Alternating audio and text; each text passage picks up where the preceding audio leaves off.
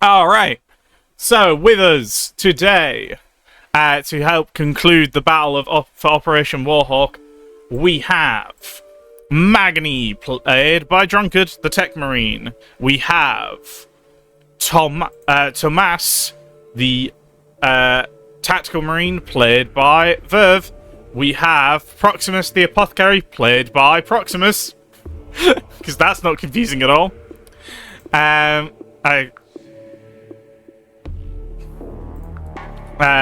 Fucking Croc is DMing me because Croc always DMs me at inopportune moments and breaks my concentration, and then complains that I talk about it when he DMs me. But he doesn't watch streams, so he doesn't know I'm bitching. And then we have K-Dox, the Tactical Marine, played by Aragon. And we have Orn, the Devastator, played by Ferris. That's a quick reminder to you guys. Just want to quickly all say hellos to chat and stuff. No. Be gentle. Be gentle, please. Hi, Mom. You can refer to me as Rodine if you want, Varv. You don't have to call. Look, I was always the one who used Rodine, but now I see in front of me Proximus when I'm, like, announcing you. I don't know what you want from me. Consistency. Yeah. Fair.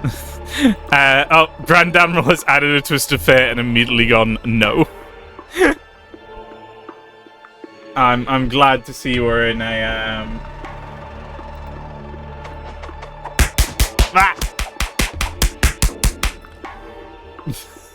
Thank you.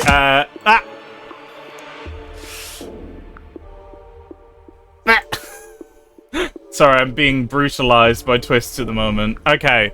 Alright, so that is 1 twist of fate added and immediately 3 twists of fortune added. Alrighty.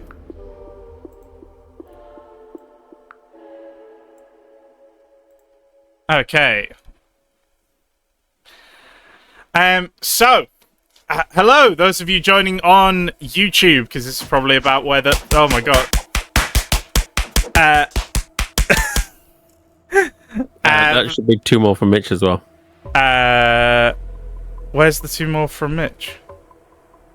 Well, Proximus did 1,500 and Mitch did 1,000. Oh, yes, you're right. Sorry. So 2 more there. And then 3 more twists of fate here.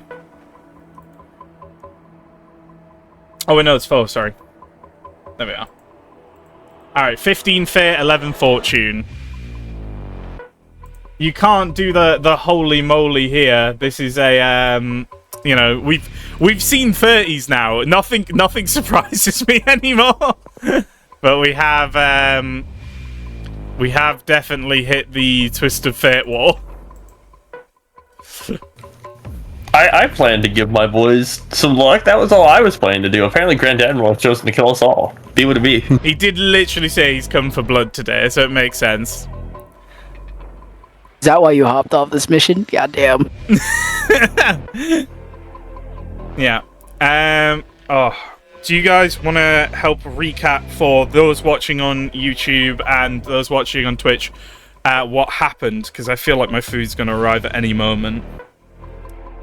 You guys, because it's fun if the players recap in their own words. Do you remember what you did? I volunteered Drunkard to say what happened. Alright, let me get this in a magnetone. Give me a minute.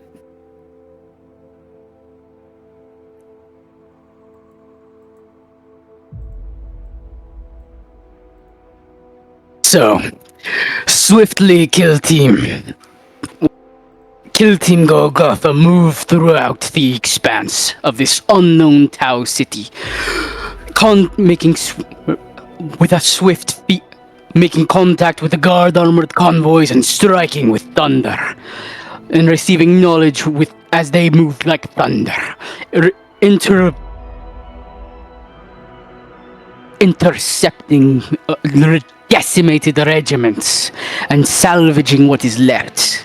Now, and destroying the foes hunting them down. Now, with the rare opportunity Kill Team Golgotha has to collect information from survivors and scout their area and hunt their prey. Fantastic. Very, very thematical.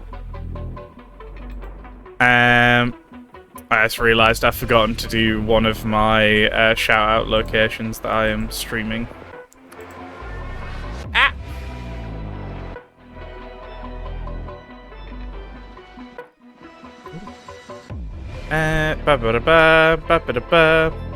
Have you guys all... Actually, while I'm here, I'm going to shout out Joey again for the fan art he did of my model, because that was super cool. Because can't shout him out enough. I saw that, yeah. Yeah, it was sick. Yep. It's pretty good. It's pretty dang good. Alrighty. Bam, bam, bam. Alright, so... I'm stalling. You got 10 minutes, guys. Phil. The food will be here within, like, then. You know I what? shot people with rockets. Yeah, stalling. Yep. We had a feast. Many of us were stoic at the feast. Many stoic at the feast. Yeah. Hamish got drunk. I remember that. Hamish got drunk and said stuff he shouldn't say. Yeah. More people need to drink more, man. I don't get why everybody's so scared. It's crazy. That is an incorrect statement. You just didn't offer Proximus any, and he is not inclined towards alcohol. It's not that he's scared of it, he's just not inclined towards it. Not like carouse specifically to drink with Magni. it's great. Besides, it's not like it actually affects you when the mission starts. It's specifically written towards that. Yeah. I'm aware.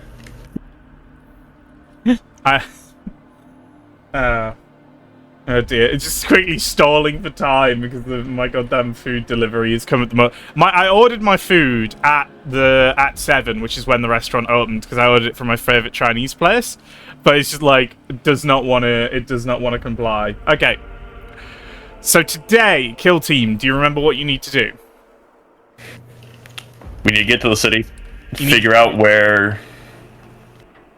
So you have broken through the edge of the Tau lines now, because you're kind of at the point where it's all blurry. You need to... So there are lots of Tau forces in this area, so it's really dangerous if you run into, like, a full company of Tau or something, right? Because then you have to fight a lot of guys. That might be too much for you. So you've got to kind of find a way through this terrain in such a way that you won't get overwhelmed by Tau.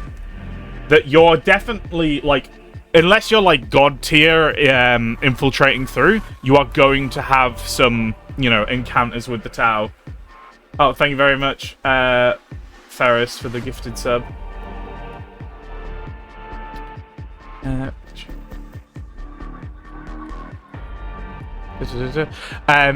So you've kind of got that as well.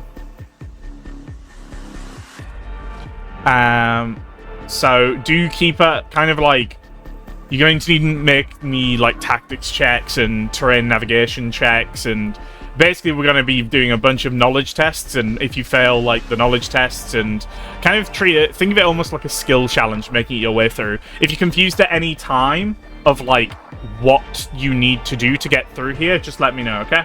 Because this is like something that requires a bit of like military strategy knowledge and stuff. So, and you as Space Marines would have that knowledge, so I'm happy to explain. Yeah, we requisitioned Stummers, if I recall correctly. So would that benefit us at all with these checks? It will help you when you need to stealth past stuff, but like, if you're traveling through terrain and you get spotted, it's going to be by scanners and stuff, not by people hearing your footfalls. Okay. Because the towers, if you remember, have sensory equipment. Like, they have better sensory equipment than you do. So, you've got to be really careful where you tread, because you might walk into a field, like, a scanner field there or something, Yeah. And the Tau also have air superiority, so you might have to deal with that as well as another issue. I had a plasma gun right now. And on another note, remember, guys, Stummers lasts 20 minutes in total. The last time, Owen went and tried to stealth with Magni. Magni got him shot in the ass by a burst cannon. Oh, whoa, hold on. There were 3 stealth suits in that circumstance. I was fighting one poorly at that point. Also, hello, Courseway 12, first time chat. The eyes of Varus are upon you.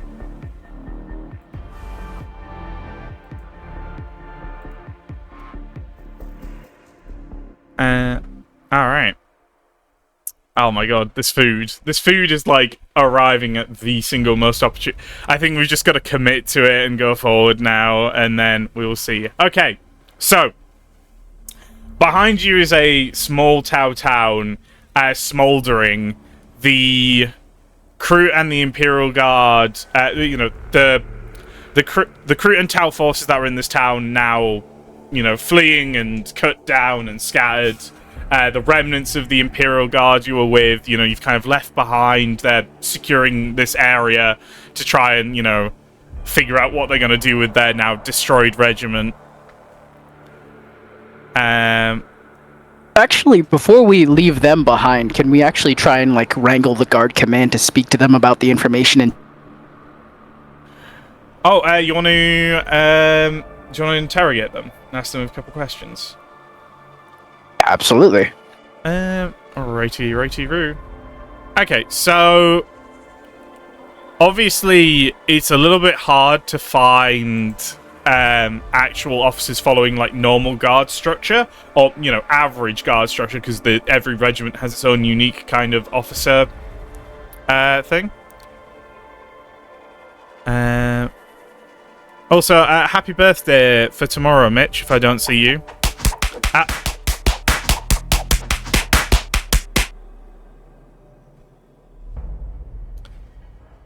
Yeah. Happy birthday, Mitch. That is 4 more twists of fortune for you guys, equaling it out. Bless you, Mitch. Happy birthday. Yeah, happy birthday for tomorrow. Happy birthday, Mitch. Merry Spawn Day. Merry Spawn Day. Okay. So, yeah. Going through the guard, you can't find, like, you know, because it's kind of like a shattered regiment, it's like, oh, this lieutenant is commanding this company, even though his badge is like 3rd Platoon, 6th Company, and this is the 2nd Company's 1st Platoon. Sorry, and this is the 2nd Company he's commanding, or whatever. So it's a real desperate, like, mix of... you know, real mix of ranks and positions, and there's definitely a lot of sergeants and kind of veteran sergeants around the place. It definitely seems that the guardsmen who survived were already the more experienced guardsmen in the regiment. Gotcha. But after a bit of investigating around, you do find a captain who appears to be the most senior officer they have, or if he's not the most senior, he appears to be the one in charge because he is barking the most orders. Other units, officers are coming to him for direction.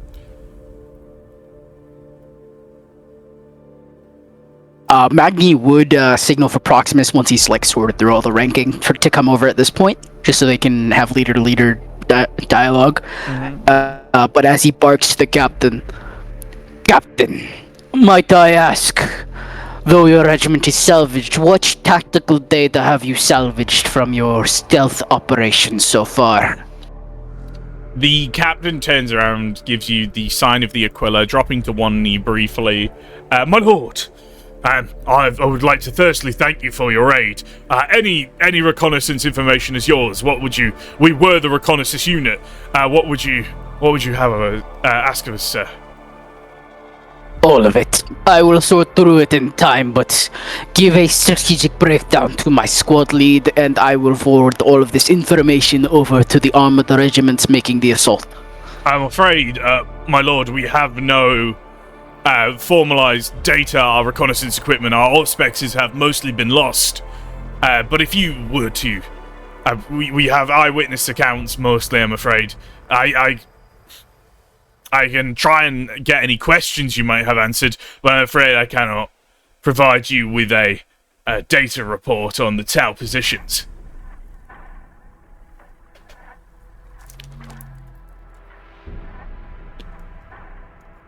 Tomas would speak up if nobody else does, and barks at the guard. The vehicle depot is to the east of the city. Do you have any information on there? We didn't get close enough. We maybe hit a few... I think we were probably about 3 clicks away from the city wall. We could just about see it. But then we got hit by a large hunter cadre assault. We think about three regiments roughly of Tau hit us. They essentially hit us in a pincer, moving around us, trapping us, taking out our transports. Understood. Tomas would then pull out the cartograph and hand it to the guard captain. Mark on this cartograph any key defensive points that your guardsmen might have run into. Absolutely. Also, thank you very much, Corswain12, for the follow. Is this a friend of yours, by the way, Ferris?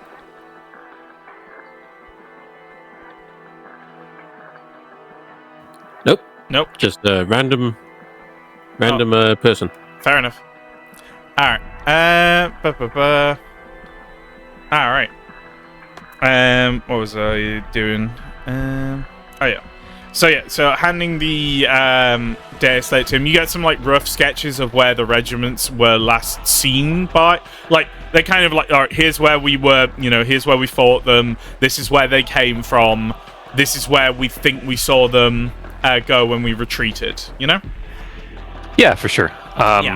Hoping to collect that data so that we can use it to kind of chart our path towards the city afterwards.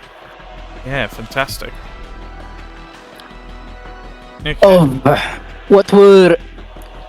How deep is your knowledge on Tau forces? What were they made up of, those hunter cadres? He shakes his head and, I'm afraid this is my first time fighting the Tau, my lord. I know very little. They had floating tanks, and with powerful cannons that were able to destroy a Chimera in a single shot, and giant armored soldiers, and lots of hovering transports with troops inside.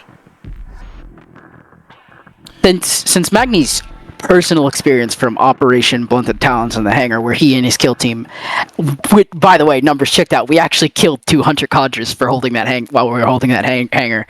Would he be able to recognize at least the battle suits, and he would also press for foot soldiers? I mean, you've fought enough Tau at this point. Like, you know that he's basically describing hammerheads, devilfishes, crisis suits, and fire warriors. That's like all very standard. Oh, my food is here.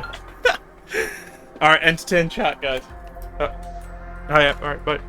Oh. Yeah, sure. What? Chat. Entertain To the chat, wider. what was that?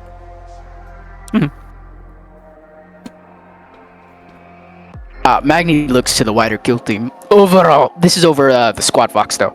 Overall, what would you say of our tactical approach? It's clear that they are laying in wait with Kayun tactics for any who pass through the domain's tract. If we engage any of them, we must quickly kill them and move on so they cannot ensnare us. Agreed. We cannot afford to be bogged down in engagements such as these. Would raise the opposite perspective. When I will claim this. During Operation Blunted Talons, a squad team led by Nematir, Torath, Ragia, and Sidious as a whole were holding for one other kill team under the name of Zelos. We slew 2 hunter cadres, but we were not so easily out in the open as we might be here. We had in total 2 tarantula turrets armed with las cannon for battle suits, and in turn multiple munitions and the aid of a black star in dealing with the hordes of foes. I've read the report. It is not relevant to this circumstance. If we get bogged down, we might be attacked from the air, Magni. Repeat that really quickly. I've read the report, Magni. It is not relevant to this scenario. If we get bogged down, we may be struck from by Tau air support. Alright, headphones on. Welcome back. Hello, just a normal guy 87. Thank you for the follow. But there was another issue in that tactical circumstance. Air pilots were attempting to engage and enter the Barracudas, which had held heavy firepower. What I am saying, brothers, is that we cannot underestimate the size of a single cadre or equivalent regiment of Tau forces. It would be best, though I chafe at the concept, to avoid a head-on confrontation with even one of these forces. We are to hunt another foe, but scout out their main holdings. We should use the cartographs to find higher ground near the city, so we do not have to enter it directly for surveillance. Agreed. Send it to me really quickly, Antioch. I need to make this analysis. And Magni will, the lines towards the city get blurred, but he's kind of updating the map with his own auspex scans to create a more striking visual that he could, like, transmit to the armored advance. Mm-hmm. Yeah. Kadox will voice an opinion. What is the most predictable way to get a city? Is that to the guard or one of your... Yeah, that is to Magni and Proximus. Ah, okay. I need to make a surface navigation check to see that.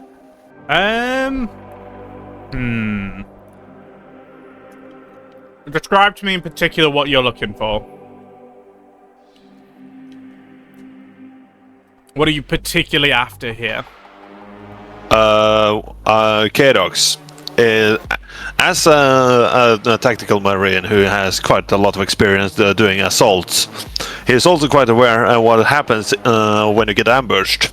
Mm-hmm. So what he is thinking is the Tau are the Tau will likely try to ambush them, and they will do that by relying on predictability. So if you can figure out as a squad what are the most likely options for where the Tau will state potential counterattacks for an ambush, we might be able to, if not outwit them, possibly just outmaneuver them. Okay, so what you would need for that is you would need to do me either a Forbidden Law Knowledge Tau or a Tactics Assault. I can. Do you want to do that check? I can do that check. I mean, technically, I can do that check too. Technically, Kadox has asked Magni and Proximus to do it. I bet. So, I can assist if you want. Yeah, so Kadox can assist as well.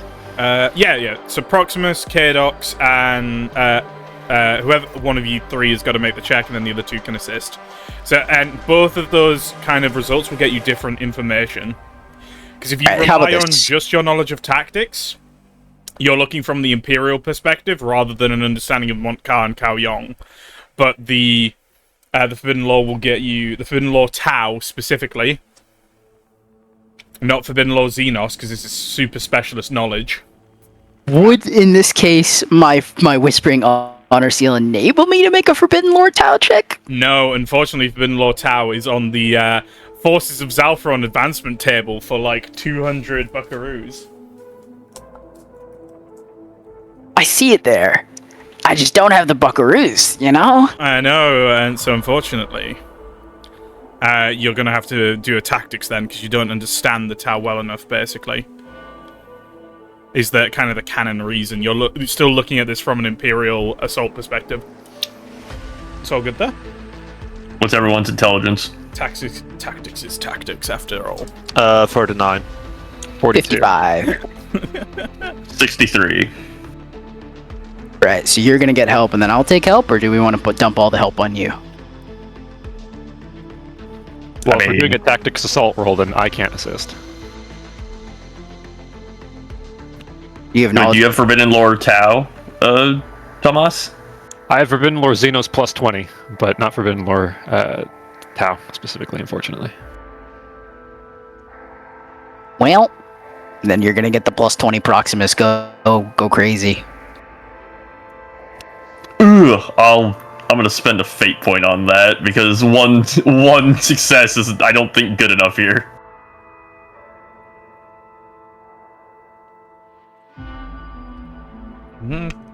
I imposed the same restriction that Magni did. Can I use a twist of fortune on you to help you? No, it's going to be used by the player. Yeah, because isn't it just gonna hamper if you don't use it? Don't sweat I'm it. using a twist. I'm using one of my fate points. Don't worry about it. Okay. Much better. Significantly. Director, with the help action, that's 8 degrees, is it not? Yes. Well, it's only 1 degree per help action in this case, so it's 7.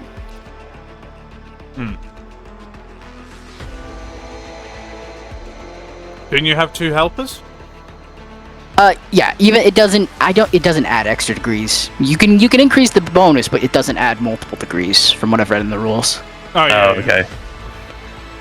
Yeah, you've already got the plus 20 in there. I thought you were saying you hadn't included it. No. I think I was misremembering something that someone else told me. Ah, no worries. No. Whenever you get the help action, so long as you succeed, you gain an additional degree. Anyway, so that's not 6, that's 7. Oh, okay. Alright.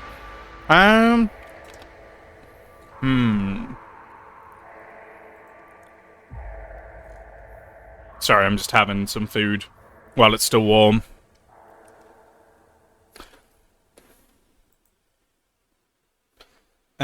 Right. So. 6 degrees assault tactics from the Imperial perspective. Okay. You identify, so you put yourself in the mind of the Tau counter-attacking forces, right? These forces are moving around these walls, coordinating with each other to encircle approaching forces and obliterate them, to basically blind scouts and force the Imperials into kind of a larger confrontation without actually knowing where the hunter cadres are outside, and then they have larger response forces in the city. So basically, their plan, that seems like the Tau's plan, from your perspective, is hit you with the 3 hunter cadres to pin you down after you've committed to a large assault, and then outflank you with their large response forces. Which is a bit... Obviously, it's a really shit situation. So, you look at kind of the main 3 routes you would be looking at like how you would break up those hunter cadres, like the attacking hunter cadres.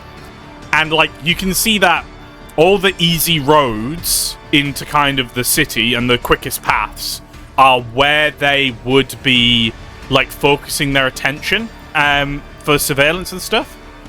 You think that basically they're not going to cover the rough terrain that much because they wouldn't be able to move swiftly through it, and that would then defeat their main advantage, which is moving around.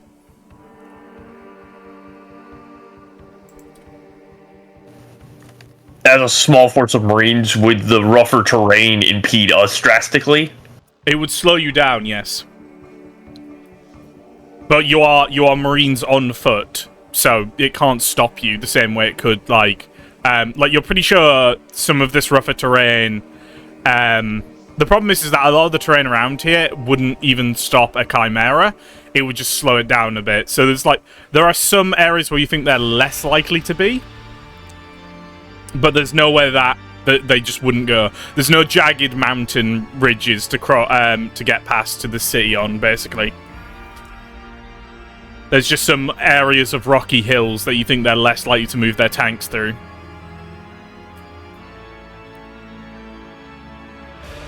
Magni will turn to the guard captain. You spoke of your scanners and auspexes being destroyed. What of the remains of them? Can you bring them for me to examine? They were lost, as in they were on the battlefield. We left them behind when we retreated, my lord. Mark that location out for me. If we can retrieve it, it will aid us, even still. He's already marked out where the battle was. To Proximus, where in this case would you hide... actually, maybe more open also to you, Varv. But I'll say this in character. Where in this case can we highlight high grounds to perform spotting actions? Though we might engage some Tau forces, we can slip away quickly enough, no?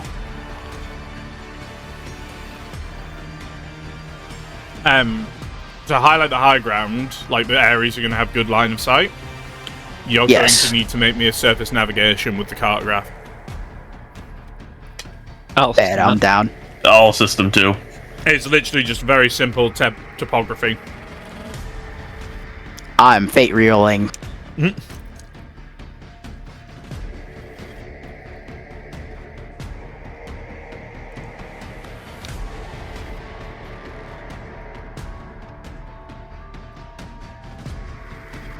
More degrees, so badly. Why? So you are pretty sure that there are indeed some pretty tall hills around here. Whether or not they are tall enough to properly scout from, don't know. You just kind of glance at the map, you just go, oh yeah, there's some tall hills. And then you just kind of, meh. You just kind of, yeah, so. Does that answer your question at all? It gives me an answer, but it is what it is. Do you have any Voxcasters left?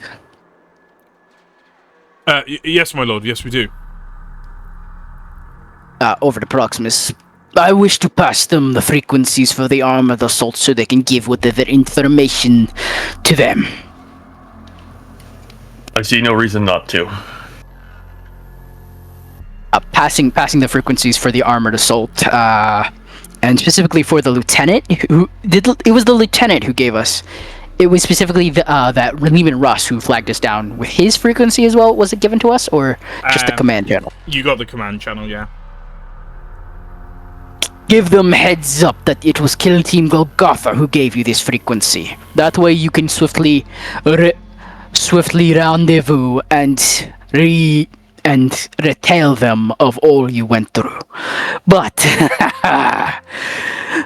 do not stress too much. We will provide far more precise information in a moment. Thank you very much, my lord. Amos signed the equator at you again.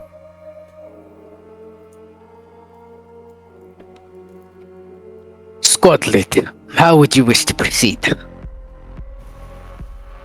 Assuming any of those high points are nearby, we should start there, and then we will move closer and closer to the city as we need. Let us try to conceal our approach as best we can, brothers. The Tau sensory equipment is no laughing matter. But if we do end up in a spot of trouble, it will be something to add to our sagas finally, no? Vox click of affirmation. Doubled. Cousin K-Dox, Aye. if you must refer to me by anything, it is either my name or squad lead. Aye, squad lead. Appreciated. Let us move, squad.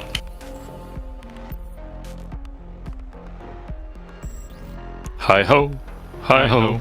It's off to war we go with a bolter and a chainsaw. Nah, it doesn't work. Alright. Okay, so are you heading to every high point, or are you heading to the high points that you think the tower less likely at? probably the ones that are less likely at. Yeah. Okay. Are you just going to those, or are you going to all of them as well? That's my question. We're gonna start at the ones that they're not likely at, and then after that, we're gonna see if we need to go to the other ones, or if we're just going to stop going to high points. So, is the plan, like, go to the nearest high point that the tower not likely at? Then, if you can't see the, the vehicle depots from there, get down, go to the next near it, go to another high point the tower not likely at. See if you can see the vehicle depot. Just keep doing that until you run out of high points the tower not likely to be at, and then you're going to move to closer high points that the tower are a bit more likely to be at. If we do get to one high point, Magni would try to like reassess the topography of everything and analyze what might be better vantage points with his own teleskopic eye and magnocular. Okay, alright, well, we'll get you to your first high point first. Okay. How are you proceeding through this enemy territory? I'm assuming we all want to be stealthier, yes, guys? Please. Correct. Probably. Yeah, okay. So Aye. how are you trying to be sneaky? You are, like, in rolling hills kind of deal.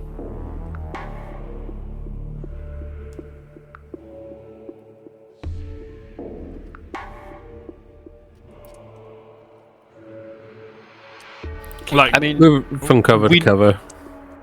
yeah, we know where the like main roads are and like roughly like where they're patrolling based on our previous rolls. So Before we set off, actually, Magni will speak up to Proximus. Proximus, you are familiar with stealth and recon tactics, yes? I have been familiarizing myself with them, yes. Pulling out the cartograph. Work together with me here as I work on my primarily navigational aid. In this circumstance, where you analyze the tactical map on which path would at least keep us from prying tower eyes. Owen would come over and point out a few bits and bobs as well, as he is also trained in recon and stealth. I mean, are you gonna let us do that, Var? yeah. I can't stop you making a check. What do you mean? I mean, that's fair. Well, I don't know. It could just be an unapplicable check. Tactics. So who is... Not fair. Who's In all this assisting me? From the idea recommendation, would I be able to give him an assist? I don't have stealth and recon tactics. You in this do not case. know I do. stealth and recon tactics then, so you have one assist, so you have a plus 10 from your boy. Ooh, would I'm you gonna like spend a... my... No, I don't want to twist the fate. I'm gonna spend my Face Stone fate point. Oh, roll it. If it's even, it stays. If it's odd, it goes.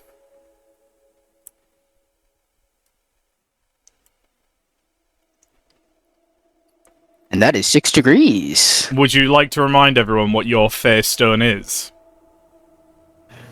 The Face Stone is a funny rock that Proximus found on the Tau space station, the Screw, in a lab by a dissected space marine. It gives him a funny fate point. Mm-hmm. Funny set point. Okay, cool. Alright, so, Proximus, as you are kind of looking at this map, where do you keep the Face Stone on your person? He keeps it kind of in a little pouch on his hip, where he also happens to keep his funny little bone fidget toy and a journal that fits in the size of a Space Marine's hand. Okay, I would like everybody, including you, Proximus, to make me awareness checks for your eyes. So that, so heightened senses, smell, for example. So basically, Magni, you lose a bunch of your bonuses. You're gonna have to look at your calcs because it's actually, I think you have heightened senses. Do my auto sense goggles come in handy at all, seeing as they are made for visual awareness? No, because this is just noticing. So your auto sense goggles help you see across further distances and multiple different radiation spectrums. So it's they act like binoculars and ability to see like infrared and coordinate targeting data. They've got like a laser pointer in them and stuff like that. Oh, this is brilliant. Okay, 1, 2, 3, 4, 5. All right, only Proximus notices this. Brilliant. Does anyone want to reroll? Does Magni not notice it? I No, succeeded. Magni does not notice it. There's not enough degrees of success. Alright, well, I'm gonna use my wolf senses reroll. Hold up. I'm wolf sensing. All right. Oh, he's wolf sensing. He's wolfing out, chat. Chat, he's wolfing out. He's wolfing out. That'd be better. That is not enough either, I'm afraid. You literally needed 5 degrees of success to notice this. Oh, Yeah. what do I see? As you are poring over your maps and such, right? Everyone else is distracted looking away. Proximus, out the corner of your eye, you catch the stone at your belt glisten with blue and white lines and crackle with energy before suddenly going silent. But as your eyes turn back to the map, you know, your distraction, you see that for a second, your eyes flick back to the map, and you see the perfect way to proceed forward. What would you like to do? He will begin relaying the information to the squad on how best to approach this high point for them to avoid things. Alright, so basically, because you've done so well on the tactics, stealth, and recon, you now actually have a group-wide 5 degrees of success, 5 degrees of success, concealment check. That's sick. Yeah, so you guys are super fucking stealthy right now. Right. Oh, yeah. Proximus. So you don't tell anyone about what you saw with the stone, right? You're keeping that to yourself. Yeah, he's absolutely keeping that to himself for now. Alright, very good, very good. Alright. And with that, you head out into the Tau terrain and begin moving through the landscape. The rolling blue hills of Dal'yth, covered in strange vegetation that is deeply unfamiliar and profane to you, stretches out ahead of you. It's fairly hot. The sun is beating down and the ground itself is fairly arid, but it is still relatively lush. Kind of think Mongolia, but with blue grass. And as you are heading around, you're sticking to the valleys and kind of edging around hills. Occasionally, one of you, like, scrambles up a hill to peek over to check either side as you're, like, rounding bends so that you can be sure there are no forces being obscured by your position. There's no forces hiding behind a curve. Until finally, after about... What's the slowest... Who's got the lowest AG in the party? He's got the slowest movement, sorry. I got 38. I got a 6 for my half move. Oh, right, fuck. I do think it's Kadox. 4 with a half move, yeah. Yeah, the four is going to be it. So Kadox, I've got to be honest. Is anyone else below a 5? Oh. No. Is anyone 9. below a 6? Yes. Okay. Basically, you are really losing time. Like, it is notable that you are losing time due to Kadox. And Orn, really. Everyone else who's got, like, you know, a half move of 6, you're actually, like, so much faster in pace than these two. You are exponentially faster. But Orn and Kadox are really slowing you down. And there is nothing really they can do about that, because it is literally, for Kadox, is kind of a flaw of his chapter, and Orn is a devastator, and just hasn't, you know. So, I just wanted to let you know that you would, you know, Magni, Tomas, and Proximus, you know these two are slowing you down immensely.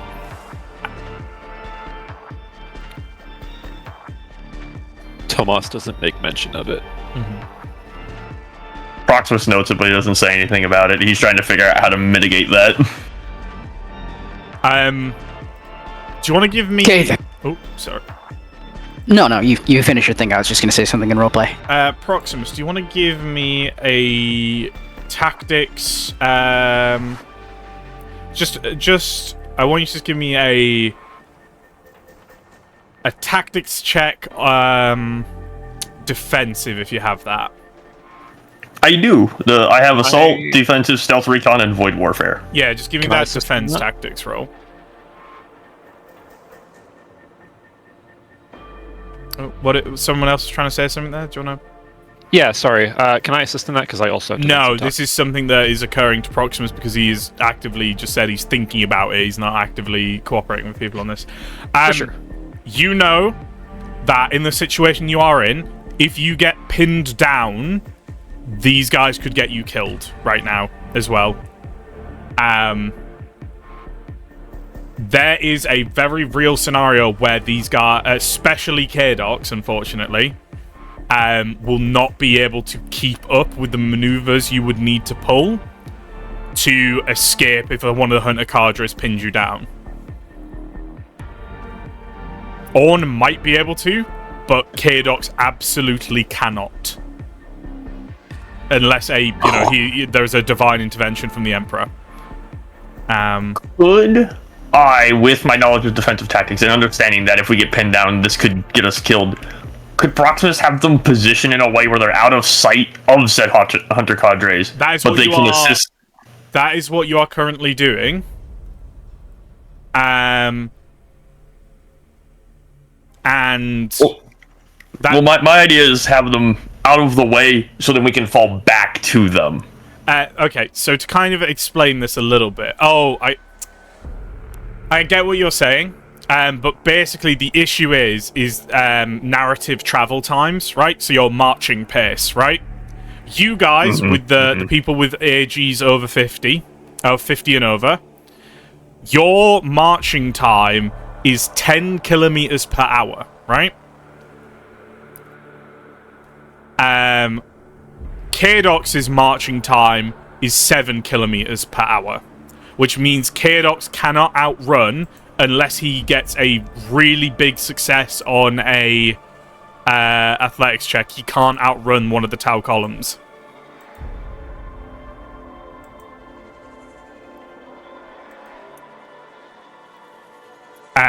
So that's the real issue, is that if you guys are being followed and you have to go really breakneck pace, your options would either be to leave K-Docs behind, and maybe split into or whatever. It's either break off from K-Docs or leave K-Docs behind. Is kind of like the leave K-Docs behind or stand and fight, because K-Docs cannot outrun a Tau column, and you would know this information. It's just a real threat and problem that you need to be aware of. Proximus, Drunkard, you said you had something you wanted to do in character, yes? As Magni pipes up, K-Docs, do you still bear the Auspex array that you have, the siege pattern that we were planning to make use of? Aye. What do you need it for? How confident are you in your tracking with skills with it? Hold on. When you are using it, it gives you a plus 20, by the way. I got the skill of 39 in tracking, which will pull me up to 59.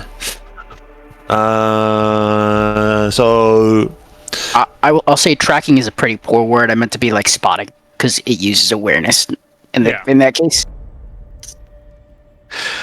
I don't think K-Docs will be particularly good for it. Or I'm gonna make an observation here. I believe that there are other people in the squad more capable of doing it better.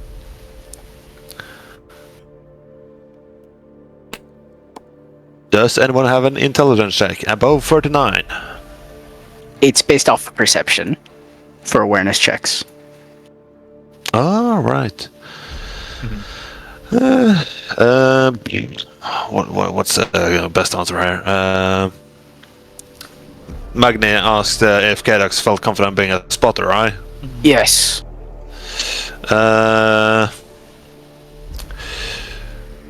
Kadox will take it as a slight challenge. Do you think there are anybody better? I think I could best you with quite ease, but seeing as how you take up at the back of the pack, you and I take up near to the front, we will keep an overall close to 360-degree angle on our enemies. So that way we cannot be struck out quickly. The Tau favors stealth tactics viciously. We do not wish to be caught unawares. Kadox gives a slight chuckle from the attempted stab. Agreed. Thank you very much, Grendel. I don't know what the second part of your name is, sorry. Thank you very much, Grendel, for the follow. Yes, indeed, for the Emperor. First time chat, Grendel. The eyes of Varus are upon you. Have fun. Alright. Yeah. And at this point, Magni would be trying to keep his eyes peeled and employ his augur array to detect any possible cadres or stealth suits around.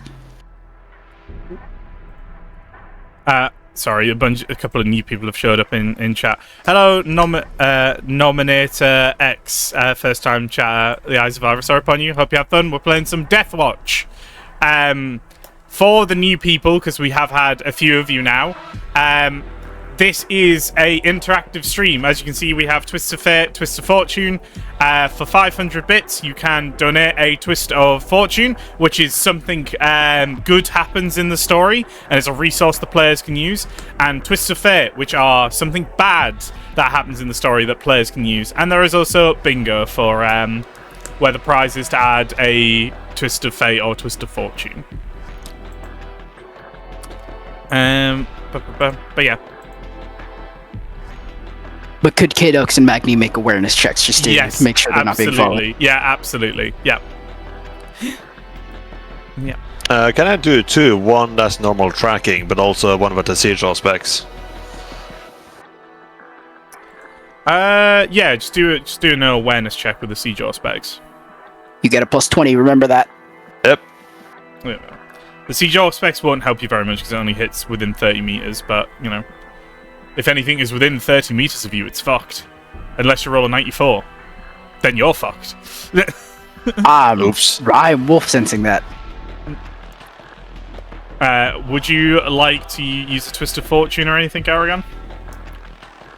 Will the Twist of Fortune even help at with 3 degrees of failure? It allows You can re-roll it. Yeah. Sure, why not? Alright, very good. I'll try again. Down to 14 Twists of Fortune. Never mind, he's blind. Oh, unfortunate. Well, you know, the tracking didn't go super well, but hey, at least my awareness was good. Yeah. Alright.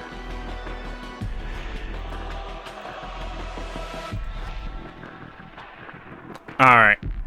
As far as you guys can tell, you are not being followed. And I'll let you decide whether or not that's true or not information, considering your collective degrees of success. Alright. So.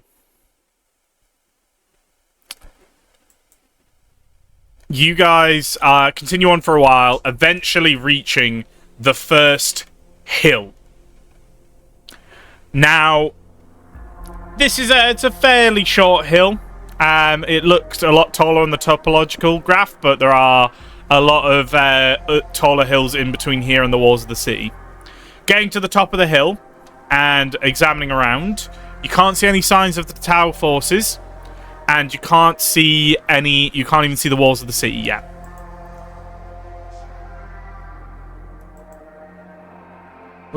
But we can see taller hills. You can indeed see taller hills. I remember Magni said he wanted to do a, correct his topological data or something, right? You wanted to make another navigation service check? Yeah, pretty much. Yeah, okay, cool. I will assist. Alright. Is a plus 20, plus 30, let's go! I hope you guys are ready for a bunch of orienteering challenges. That's 4 degrees of success with help.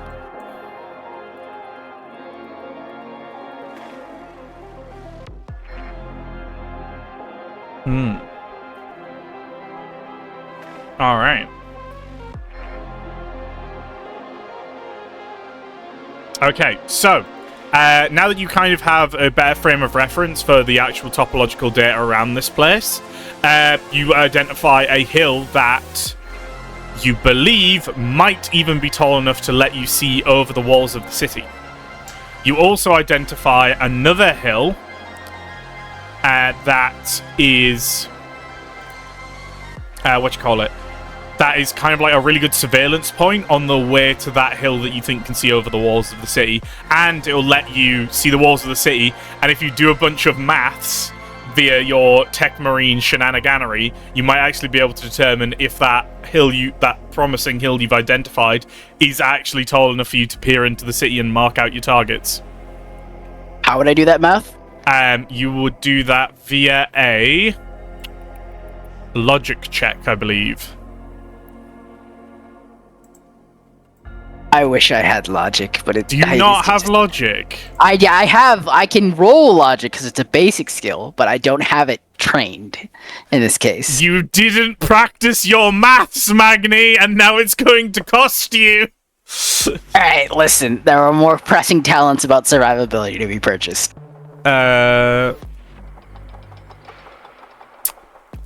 Magni can't do basic trigonometry. We're all fucking... Does anyone here actually have logic, though? Actually, quick question. No. Nope. No one can do trigonometry here. Me shoot bolter good. Me shoot Tau.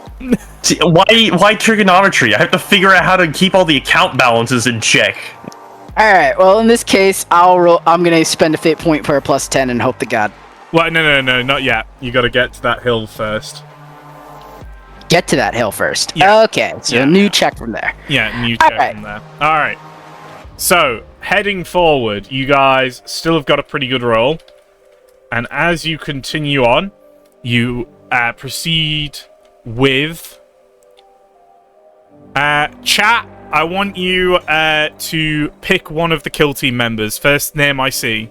First name I see, chat. And I will deliver vengeance upon them. While we wait on, for Chad to pick someone to die, Proximus wishes to have a private conversation with the 2 fast boys on the squad. Yeah. Chat's already picked Magni to die, so... but please, have a private conversation with those while you're on the march. And then I will... I gladly welcome the challenge. Thank you, Mitch. Yeah. He's offended you're not using his Twist of Fortune he's bought for you. Brothers, I've noticed something quite concerning as we've been moving along. Mm-hmm. They're slow. Indeed.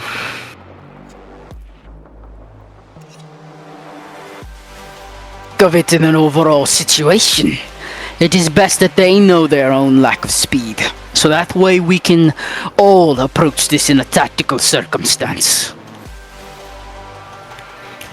Agreed. I do not wish to sow discord though amongst the squad by pointing out such not failures but lacking assistance. If you wish, I bear no issue in speaking with them honestly. I know, but it is my job as squad lead to appraise everyone of the situation. I am going to spend 2 twists of fate. As you guys are having this closed circuit Vox communication, your machine spirits malfunction. This entire conversation was actually had on the squad net. K-Doc's on, you heard everything they said. K-Dox is... Box click of affirmation.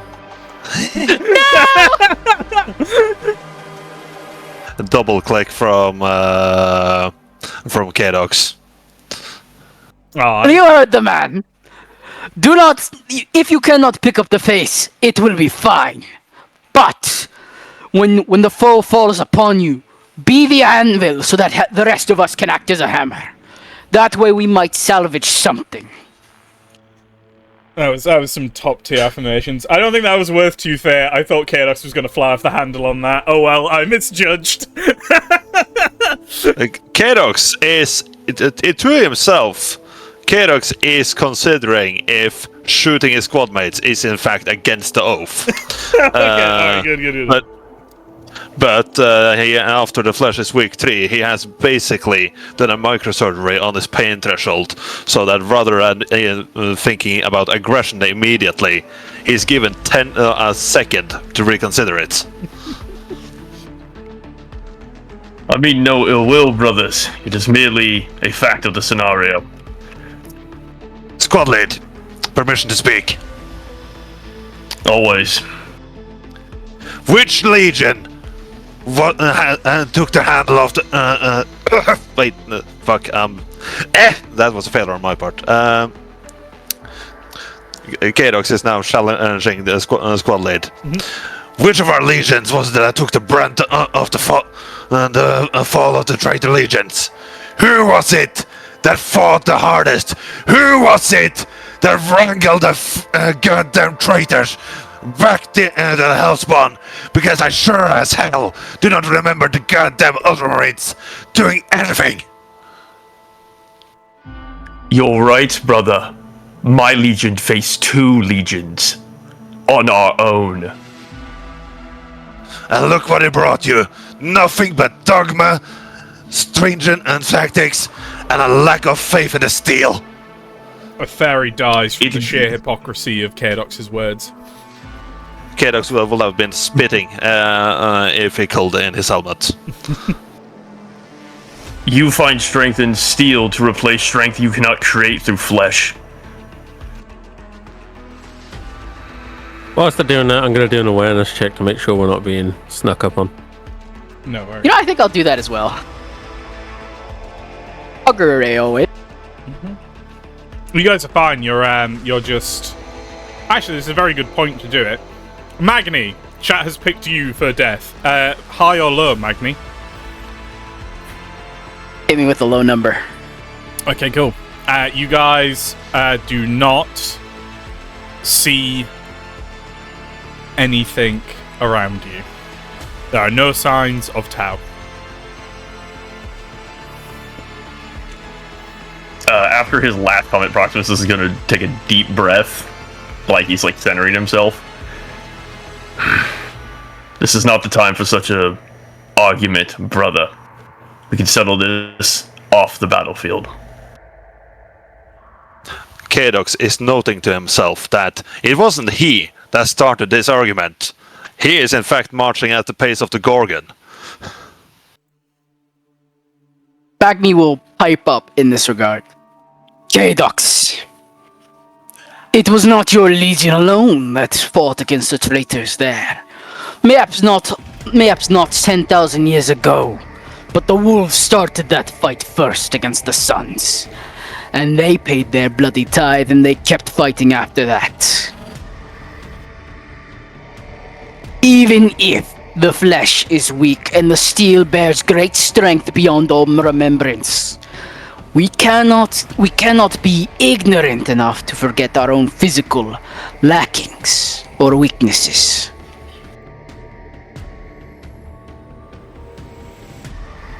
Could I potentially roll for my chapter demeanor to have Kadox pushing his own servomotorics to try and get up to half step? Ooh.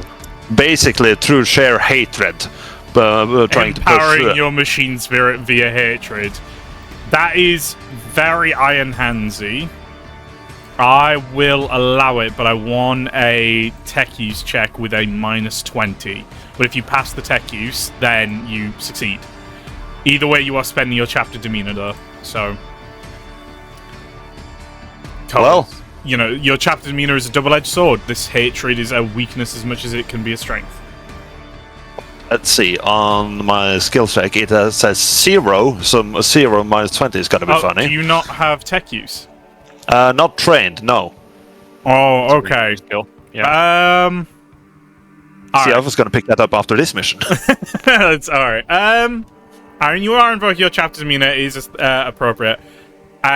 Just tick you are trained in tech use for this one roll. And then untick your trained. I'll let you count as trained in tech use for this. Thank you.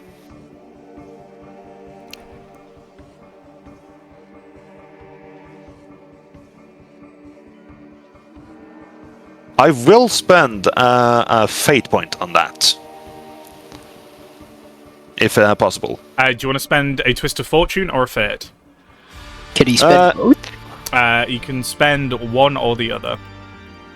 You can also spend a twist of fortune or a fate point for a plus 10 to the roll before it's rolled. So you could do that now with the reroll, basically. So you dump 2 twists of fortune into it for a reroll with a plus 10. Squad, what do you think? Go for it. Go Thank for you. it. Do it. Go for it. I Alright. gave us more twists of fortune so people could do Twist that. of fortune. Right, so that's a minus 10 instead then? Yep.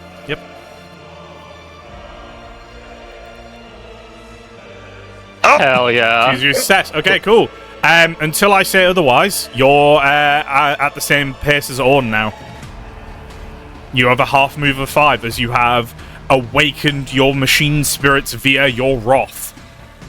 So what are you doing to this? Are you just like marching along furiously, chanting canticles of hatred to the Omnissiah? Kadox is over the local Vox. So anybody who's nearby, who's walking nearby, this means Orn, will be hearing him swearing a lot of good old Iron Hands oaths about the flesh is weak.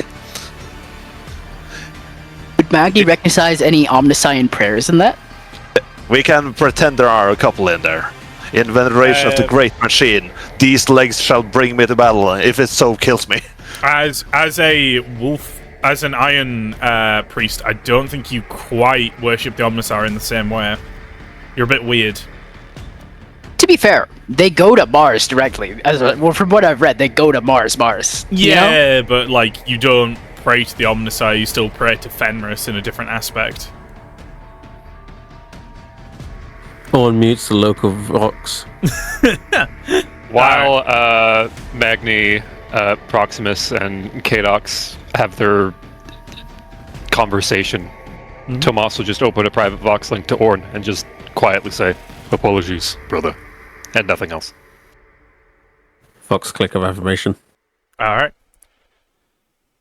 With that, you guys continue on, again, encountering no Tau. You get to the top of this hill, and scanning around the area. Immediately, you guys are, like, taking cover, scanning it out. Who's got the magnoculars? It would be Magni, it would be Proximus, and the autosense goggles can function like magnoculars. Alright, so Precisely Orn, like Proximus, and Magni, as you guys are, like, you're hiding behind some big boulders on top of this hill, and you are scanning around with your binoculars.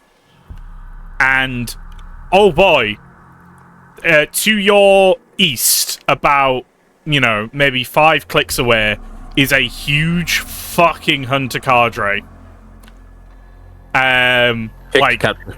Multiple, like, hammerheads. Like, you think you can count 16 hammerheads alone? On would take recordings with the autosense goggles, which is a function they can do. Yeah, absolutely. To your... As well... Oops, sorry. To your... You can also take... Keep going, go. To your west... So you guys are... You guys are heading east, aren't you? Yes, you guys are heading east. So to your south, there's that 5 clicks, that huge hunter cadre. To your north, there is 3 clicks away, as in you are within visual range of them. Like, you can see them in the distance with your bare eyes. There is another large hunter cadre with, again, about 16 hammerheads, multiple amounts of battle suits, and worst of all, as you are kind of here, there is a screech in the distance, and you can see in the sky, directly to your east, is 3 Barracuda fighters patrolling the area. I bet they don't even listen to the song Barracuda. So getting into the city as no, you say. So yeah, to the east as well, you can see the walls of the Tau City.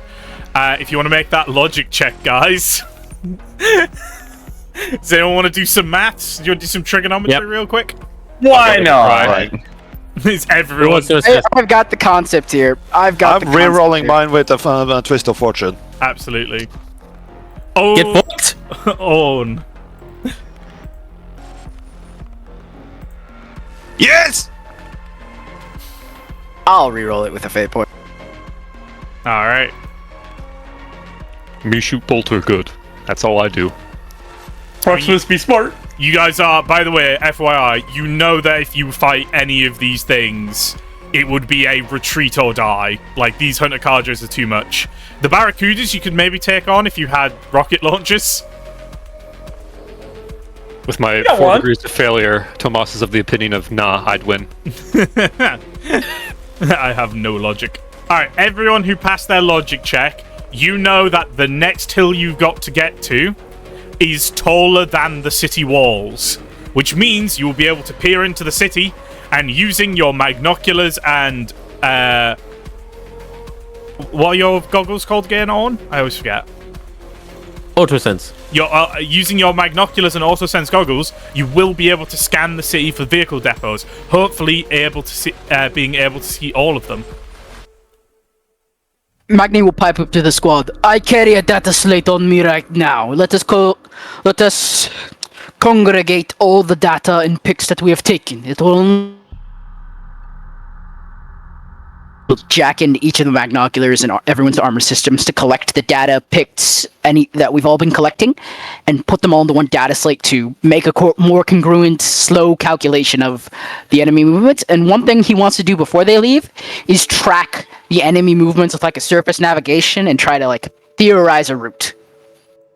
Owen gladly data shunts the autosense goggles collected data. Okay, so what test are you kind of hoping for this? I'm hoping for a surface navigation to like, because we're on a vantage point, we're actually seeing the forces move and the Barracudas move. I'm trying to like see what ground they're covering and what angles the assault would be might benefit from like hitting.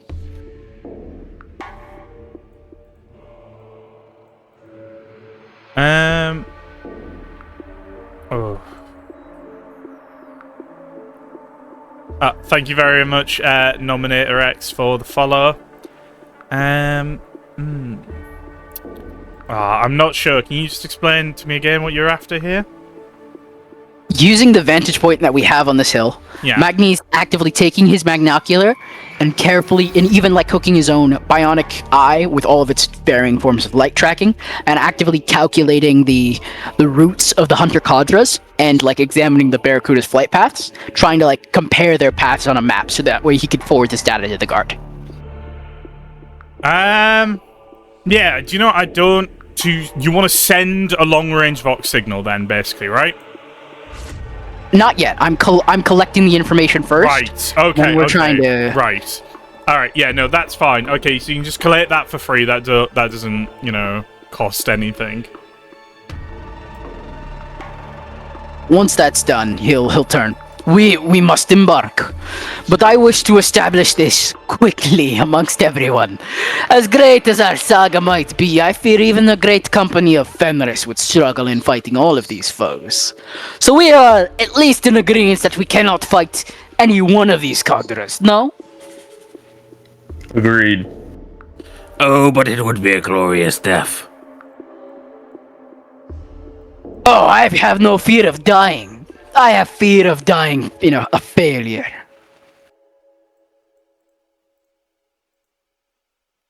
I am to die, let my death bring victory. Var, I'm assuming to get to this hill we need to see into the city. We have to go somewhere near these Hunter Cadres.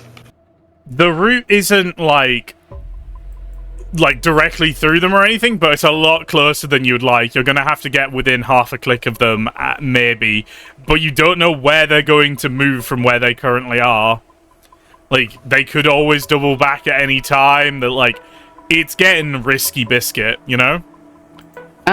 It's getting Yep. like you wish you didn't have 13 Twists of Fate on the board.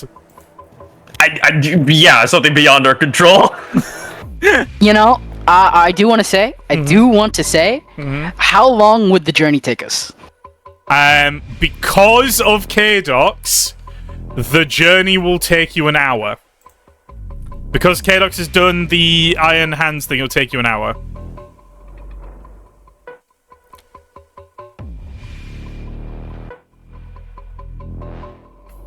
Well, 20 minutes of that we can walk stealthily.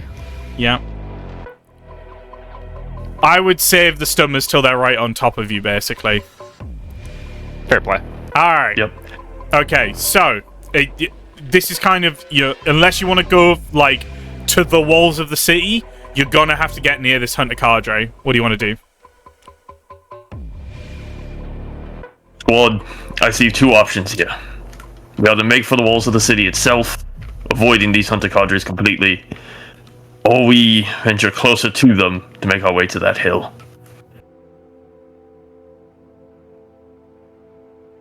Would we be able to enter a city and find a vantage point within, maybe cogitators? The Tau do not have cogitators. Their programming is weird and arcane to you and heretical, and you hate it. You hate it. You're a tech marine, you hate Tau tech.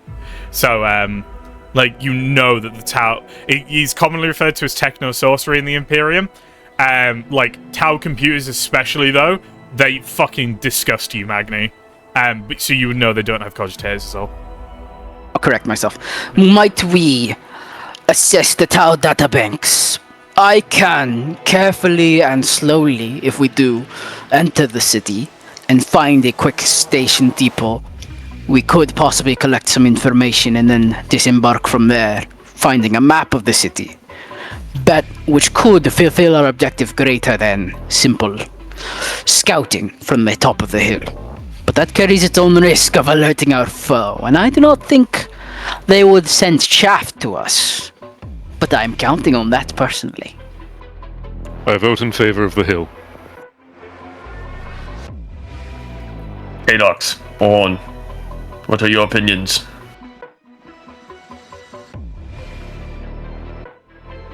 You want to go first, Ferris? I was letting you go first. Oh, okay. What will K-Dox say? K-Dox, with its blood boiling at this point, is basically kind of wanting the Hunter Cadres to crash into him at this point. He is trying really hard to get himself cooled down and find the piece of the steel and iron in him. I think K-Dox will...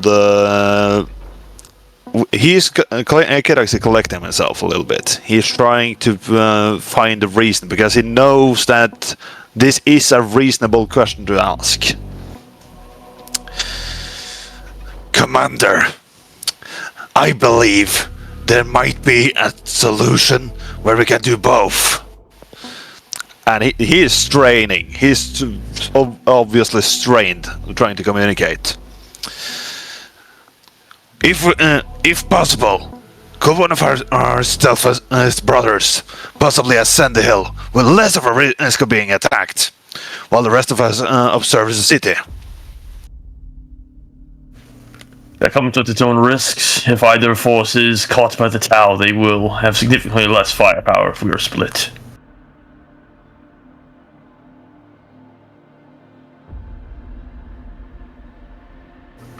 And should decide that I am not a part of Fall, I cannot recover the gene seed easily. There is a fair danger in the Tau defiling the corpse. They have been gathering the bodies of brothers from any chapter for their genes, for their own foul studies. I have seen it firsthand, brothers. It is abominable.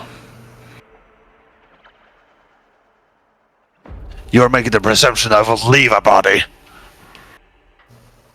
He just shrugs.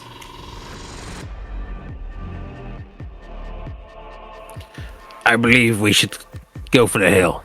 But if it gets too dicey, I think we should retreat into the city. It'll be easier to fade away and get away from their senses.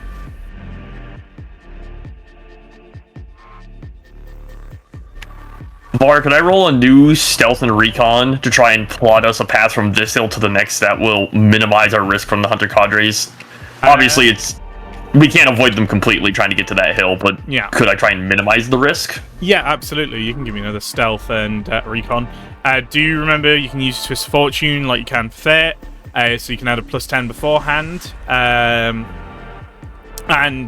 the degrees of success on your stealth and recon count towards concealment checks. Alrighty, who else? Did someone else had stealth and recon to assist, correct? I do. Okay, then I'm gonna spend 2 twists of fate, and I'll take the assist. Well, I'll spend a twist of fate for a +10. I'll take the assist, and then I'll have a fate and I'll spend the Faith Stone one because I think I got that back because I rolled a 16 on that reroll.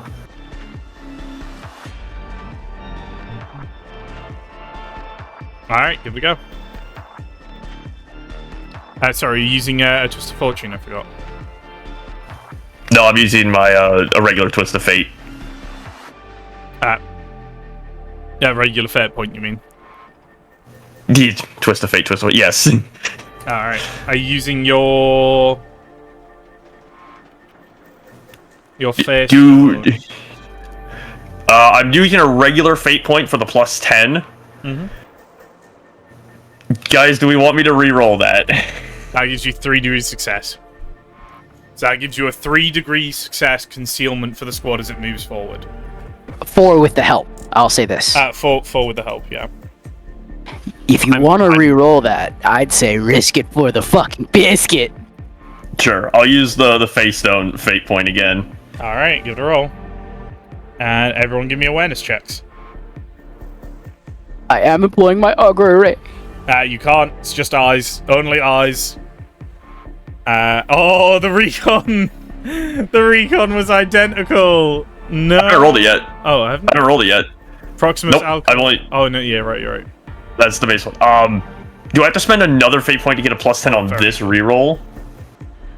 No, the +10 stays. Okay, just making sure. And the reroll goes now. Would you like a Like twist he of has fate? special eyes. No, because it's not really gonna matter. I guess... You know, it doesn't matter either way. Yes, you can have your twist of fate. You can have your twist. Also, as well, your Faith Stone is refunded. Magni, the same thing I described before, where as Proximus is planning out the route, you see that little stone in his belt crackle with energy. Blue and white lines striking through it. I will note it is in like one of like the belt like pouches, so it's not like on his belt. Yeah, but that's why it's 5 degrees of success to spot it. Oh, I see. Oh, so my bag is glowing. Good to know. Yeah. There's a glow. He's got a glowing bag. Running a quick scent on it. How does it smell? Does it have like an identifiable smell to anything he's running to, like Eldar, orcs, anything at all? It doesn't smell like anything. It's a stone. Does it smell of the warp? Nope. Because wolves before have sensed emotion and corruption. Have you taken your... sorry, you haven't taken your helmet off because it's a wolf helmet. Are you sniffing Proximus's pouch right now? I'm a distance, man. I have heightened senses. I don't need to be that close. It smells like a rock. Yeah, it smells like a rock. That's what it smells like, okay?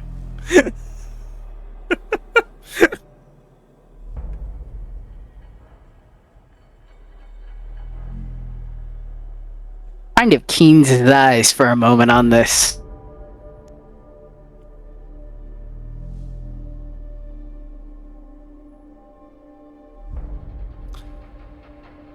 Alright. Okay. So, what do you want to do? What do you want to do, Proximus? Because you are stuck now with that much worse stealth and recon. Technically 2 degrees of success at least, because it's a success. No, it's a failure.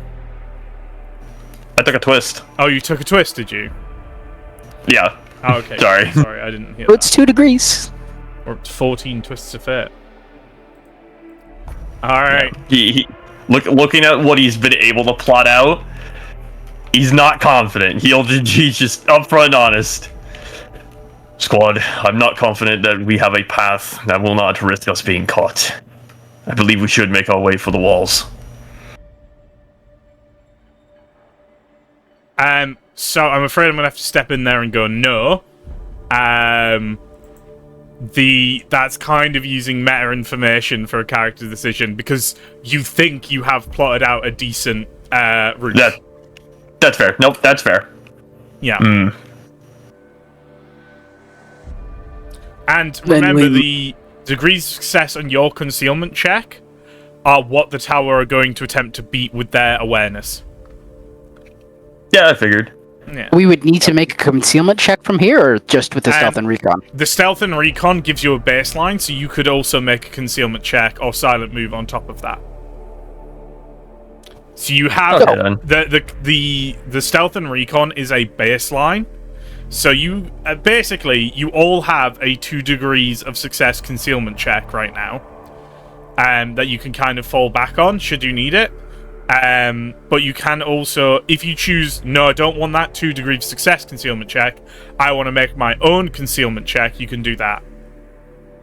So, say right now, if I don't like what I'm looking at, and I don't trust that for some reason what might be psychic bullshit is happening, Magni quietly decides that he's going to hook up his own, like, inherent electus and pentacoils to his stomach to provide his own body's inherent electricity and power armor to his stomach. Can you give me a tech use check to do that? Because stummers are not... They're meant to be stuck on charge for an hour, basically. They can't be used, really, when they're charging normally. So you'd be doing some little field modifications. My only request is, am I allowed to use the extra electrograph and MIU boosts in this, the plus 20, to help me with it? Yeah. Because you have a port you can plug into here.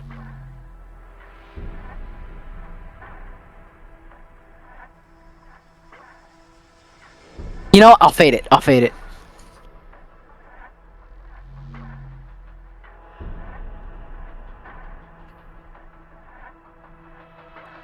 Yeah, you've rigged it up in a way that you think it works. It looks like it's kind of... It's a bit... You're not sure... You think the thing has a chance of burning out, though, basically. But if you have it on for too long, you think the stomach will probably overload and break. Because it's not used to having, such a constant amount of energy going through it. Even with 4 degrees of success? Yeah. I mean, that's fair. Yeah, this is just not a thing. You're using this piece of technology in a way it's not designed for. So it will burn it out, you think, pretty quick if you have to use it for more than an hour. Then Magni will make his own concealment check with his own hackles raised inherently. Well, at what strange sight he's seen. You can do that later. But yeah, all right. So you guys have decided, because you've made the rolls for it. You know what I mean? You guys decided you're going to the hill, right? I know.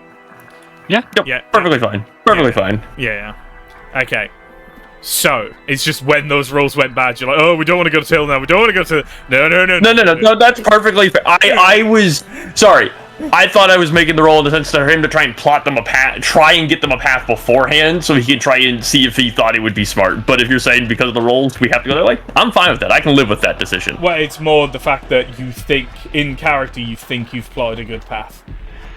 Perfectly fine. Perfectly fine.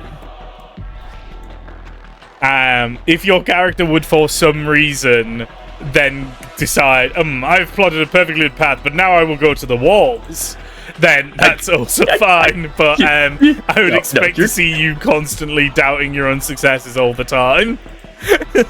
Oh, he just doesn't do it on the battlefield. He just does that back home. Yeah. All right. Okay. So, heading on, continuing up the... heading down the hill, down into the valleys. I think you guys probably saw this, but I'm going to spend 4 twists of fate. What? Yeah. I'm allowed to make my concealment check here? No. So, I spend 4 twists of fate, and as you guys are moving along, heading... So you guys, right now, are kind of like making your way through a ditch, right? A long ditch. It's a small valley between two hills, right? And you can all hear a shift in the engines of the Tau Hunter cadre that is like a kilometer away from you. And as you're continuing, like, crouched, all of you, like, making your way through this kind of, like, little valley, it's filled with rocks and debris and lots of stones and stuff. It is essentially a detritus-filled ditch with, you know, dead plants, dead bushes, bits of wood, and maybe a little bit of water running in it. You can feel as grav engines are getting closer. Would anyone like to poke their head up? Anyone like to poke their head up, like above the valley line, essentially?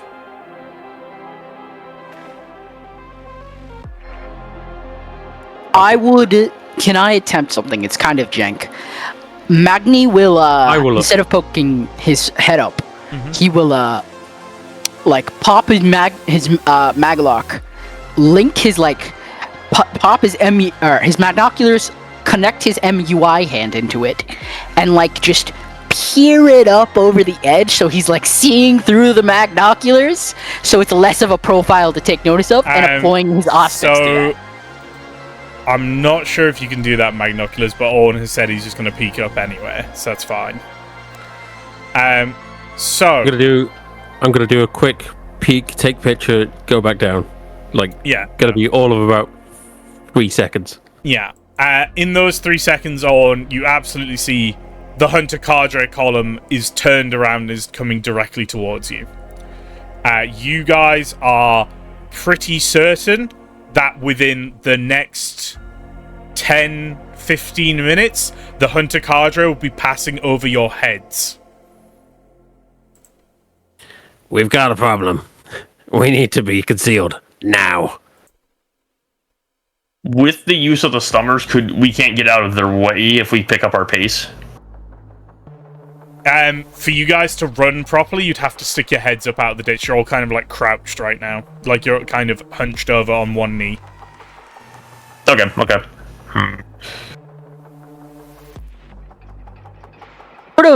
Magni using his experience with the Sons of Mordecai and his own memories of hunting in perspective. Magni will look at his brothers, their armors, their outstanding colors, and thank God most of the Deathwatch armor is black. I want to expend my chapter demeanor here to use techniques from the Sons of Rus and his experience with the Sons of Mordecai, which are more stealth-focused, to attempt to create a camouflage with dirt and other such things to enable them to move faster and get up and almost dim the color of their helmet lenses. He'd even advise that, so that way they could pick up pace. Were you a wolf scout? Agni was not, but he fought alongside the Sons of Mordecai for 30 years. So he had to learn their tactics. So your backstory is you were one of the Iron Priests assigned to the 12th, to the Sons of Mordecai Company. It's weird. Iron Priest lore is that they're just pulled back to the Champions of Fenris, and then deployed to companies as needed. So he was just there for a campaign with them.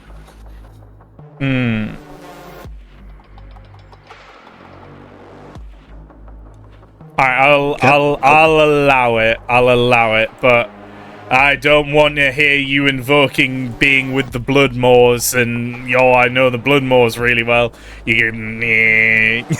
Listen, I only wrote down 2 companies. It was the Drake Slayers and the Sons of Mordecai. That's fine. I just don't want you pulling out that you have experience with every company on multiple GMs.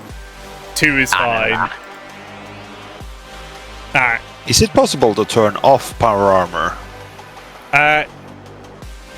Technically, yes.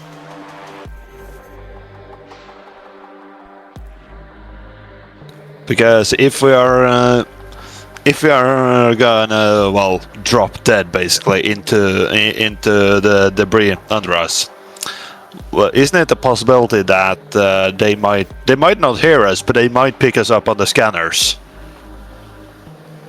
just from the energy output of our backpacks and such? I mean, potentially, but they still might find us anyway. If they find us with our power armor off, we're just fucked. If you guys would like to spend Twists of Fortune for me to advise you, that is something I'd be willing to do. I would take, if you want how, like,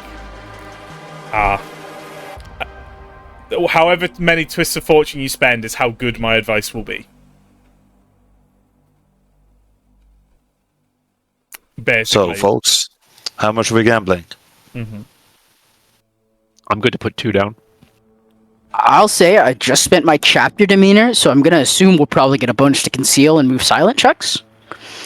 If we want to spend like 3, get some advice, and then huff it, fuck it, let's go.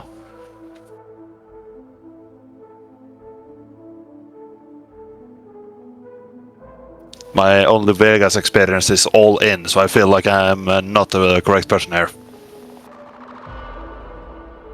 I think we should do 5, 1 for each player. Yeah, that's actually... That's a good one. I'm okay with that. I can accept this. Mitch is saying to spend all of them. Well, Mitch isn't here right now. I too vote for 5. I'll roll with the 5 in this case. Alright, we're going. That's 2 saying 5. If I get 1 more, I will do it. I'm down with 5. Okay. Alright. So, helping you guys out, because Twitch chat have paid for your mercy. Okay, so. Basically, Aragon is kind of right here, Magni is kind of right here. 5 is enough.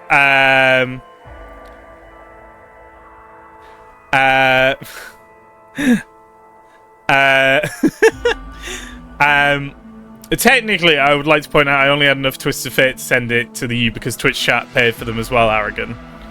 So, you know, don't thank them just yet.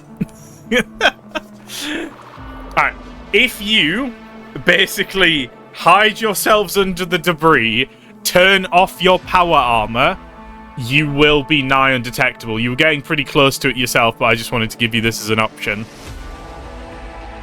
That will make you nigh undetectable. It would take an extraordinary roll from the Tau to find you. But if they did find you, you would be, like, completely helpless. The biggest issue here, though, is really... Alright, he's just giving you fire. He's refunded you. Bless you, Mitch. Should have gambled all of them now. Alright. If Mitch was just going to reimburse. Alright. So, basically, you guys are... If the Tau spot you, which would be really hard for them to do if you did all this stuff where, you know, Magni's going to be able to bury you guys properly and stuff. But, like, yeah, so you're going to have to turn your armor on, bury yourselves, and, like, one of you is not going to be able to do that, right? So one of you will be in a much worse position than everyone else, because someone has to have their power armor on and then bury themselves, which is much worse, right? I would offer myself because I have Corvus armor, which is naturally more stealthy than regular power armor. Magni would actually insist that he's the one to do it, since he's the one burying everybody in the precise manner, technically. Mm-hmm. Do you want to discuss it in Kill Team of who's going to not be properly camouflaged? Going over the perspectives, a tactic commonly employed by the Sons of Morkai, where they still need the blunt strength of power armor, but must move stealthily through areas. We would turn off our armor and bury ourselves deep in the mud. You are all not proper sons of Mordecai, so you do not have the experience in burying yourselves. But I will carry this experience and bury you. But it will leave me vulnerable in this case. I can do it. I do not mind the vulnerability. Because in this circumstance, I still maintain the function of my stomach and can break from the pack at breakneck pace. Which would leave the rest of us in power armor without power. It is not as though you cannot manually restart it. Do you not, unless your chapter lacks a carapace, and you have some incredible augmatic implants that work for bionic interface.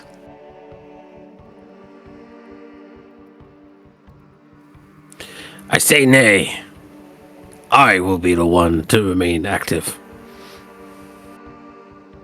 You, the man with a heavy bolter, a melta gun, and who moves as stealthily as a brick. Yes, I have had many more years in this Imperium than you have, young pup. If anyone is to die, it should be me. No one is dying on this mission. I possess Mark 6 Corvus armor. They would not be as likely to spot me as anyone else here. I have heard all of your thoughts. Brother Tomas, Brother Owen, while I appreciate both of your perspectives, we will leave this to Brother Magni. Should he succeed, he will also be able to assist us in restarting our armor much quicker, as he is a tech marine. Confirmed. Fox click of affirmation. From there, Magni will begin burying and aiding in the swift rites of deactivation. Alright. Roxas is making sure he's the last one to get buried. Do you guys want to do, like, a last little word to Magni as he buries you in case he doesn't make it through this? That's why I'm getting buried last. So we can start. Who wants to be buried first then in this case? Fuck it, bury me. Alright, he's daubing Antioch up in the mud after he's turned off his armor, made sure that the power pack is reduced to as much thing, and even to boost this further and make him all the more undetectable, he will turn on the stummer to aid in silencing any possible movements and just the surrounding area around Tomas. Brother Magni, Aye, Antioch. remove my helmet while you're at it. If they spot me, I want to spit in their eyes.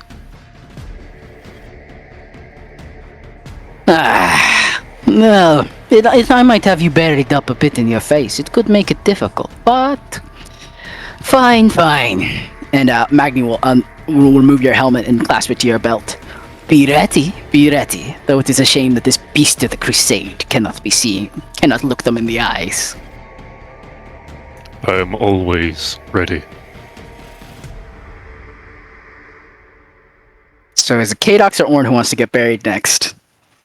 Kadox hasn't rejected being buried. As he lays down, basically something like a sarcophagus, he will strap grenades to his chest, so in case the Tau decide to get him, he's gonna give them a real funny surprise. It is not impossible to move in power armor, brother. But you will be of more potent surprise if you maintain stealth. What's a good response there? Do not worry about me. I will keep the stealth. But if they are so foolish that they try to touch this body, there won't be much Tau left. And Kadox, in a rare moment of attempted comradeship, will the Magna say, Omnisaya be with you. Nisai be with you, brother. And but he will insist on Kadox being buried. But I will see you Oh, yeah, bang burn so it. that we earn honor in the Allfather's name still. Of course, yes. I did mean that. I'm just my voice is cracking. Fine. Moving on to Orn, because Proximus said he wanted to be last. He will actually make sure, using some techniques. I know you will want to fire on them immediately. He's actually increasing the sensitivity for everyone, so that if they need to, they can activate their armor on a spark note. It'll just, if possible, even if it causes some slight damage to them. Is that cool? Make sure my gun is... Well, I don't want dirt getting in it. I don't want it to foul if I'm detected. Oh But my if I am God. detected and Sorry. they kill me, is there anything you want me to touch his eye? Between you and I, we might all end up in the halls of the Allfather and Ras, drinking fine mead and wines. But if they do get you before me, tell him that I'm still walking across the stars, like a proper son of Ras, and I thank him for the honor due before he died. I will, brother. So, I'll save you a seat next to me at the table. so if I do not make it and you do, what do you wish for me to tell anyone in the other world? Just tell Jazai. He was an arrogant son of a bitch, but he was a Marine through and through. Understood, brother. And then he will actually employ the tactics to preserving the function of Orn's melt-a-gun and heavy bolter, so that way he can pull them both out immediately and open fire. So anyway, I started blasting. Alright, sorry to interrupt, but we have had a bingo winner! Mitch! Woo!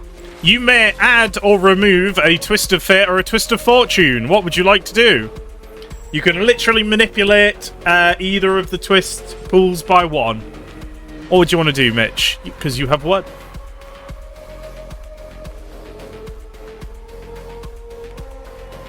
Add a fate. Add a twist of fate, Mitch. Oh, he's balancing it. He's making it perfectly balanced. As all things should be. Goddamn crazy. The Mitch giveth and the Mitch taketh away. I was one away. I just needed Proximus to talk about his bells jingling. I'm sorry, they haven't been relevant. No, As it's all he's good. like burying Proximus, he takes notes of the bells and do not mind me as I do my best to ensure any rapid movements will not give you away. And he's ensuring that they're kind of packed down. Mm-hmm. I will clean them once we get back to the lands. Of course, brother. Live up to your namesake and return to us quickly. I will. And if I do not make it back, be damn sure my replacement on Fatalis is fast and as fierce. I will, brother. I will. Alright, so once he's buried everyone, Magni will take out the cartograph. He'd actually have taken the Auspex away from Kadux as well, to arm himself as best as he can. Yeah, that's fine. And he will begin immediately marking his course and turn on his souped up fucking stummer. And sort of, because he knows how far are they now with all this time we've taken? They are about 5 minutes away. Turning on his souped up stummer, which he will be confident at least for 5 minutes of activation, Magni will actually begin to conceal himself and move away, using the cartograph to scan, using like a light topographical scan. Actually, no topographical scan, just a information of the map to begin to conceal himself in the jungle and watch and wait and be ready to strike out and jump should the others have need of it. Okay, can you give me a concealment check, please, Magni?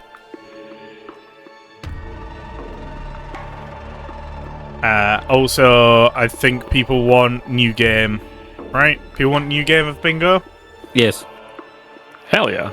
Of course. Yeah, alright, cool. Is there any universe where I I can actually make it like a prowling wolf who's prowling and carefully stalking the prey to be a silent move, possibly. I mean, it's the same thing either way for me, but So or are there any bonuses? This is 100% concealment. I'm afraid this is 100% concealment. Do I get any bonuses from the use of my chapter demeanor? You've already used your bonuses, which is you've perfectly hid 4 of the Marines. I'm all seasoned. Damn. Okay. Fair. Fuck it. Fair enough. That is 4 Marines now who are going to be perfectly fine. How many? By the way, I would have readied an action to fire on anything that isn't a Marine or an Imperial citizen, should it discover me. I'm prepared to explode. How many fate like points do you you have, don't know Magni? I have 4. The issue here is I need this to be a silent move technically, because Stummers don't affect concealment. No, they actually. don't at all.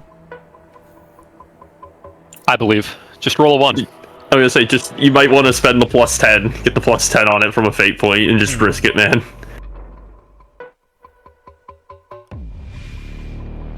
I mean, if you fuck up, that +10 is at least gonna be useful for something. Alright, fair enough. Alright, so it's only a -30 in this case. I'm spending a fate point. Let's see how this goes.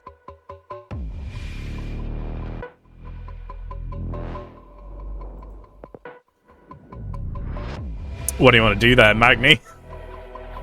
Hey, I just rolled the concealment. Holy fuck. What do you want to do there, Magni? I'm basically using a few more knowledge and practice. He's pulling out his... Because he knows once he's found it's fucked, it's shot. So he's pulling out his chainsword. He's activating his stummer to give him whatever more silence it might add. And he's carefully resting in place. He's even turning off. So as a reminder, a stummer cannot suppress the sound of a chainsword, but it can a combat knife. Yeah, but the chainsword isn't being thrown right now. Because if I'm found, I'm fucked either way. You know? Okay, if that's what you want to do. Just the combat knife in one, bolter in one hand, chainsword in the other to be drawn. In case he does get engaged. Well, I have quick draw. Fine. Combat knife in this case. I have quick draw and I can just drop it. It's fine. Okay. I'll have and you're not turning your power armor off, though, correct? Or are you turning your power armor off? If I was turning my power armor off, I gain 3 degrees right there. I won't lie. I mean, well, you've rolled it with it on, and I mean, you are we'll just say that someone needed to turn off the power armor externally properly. You know, it needed the Tech Marine touch or whatever. Yeah. I will roll with it. I will roll with the roll that I have, and I'm gonna hope to God.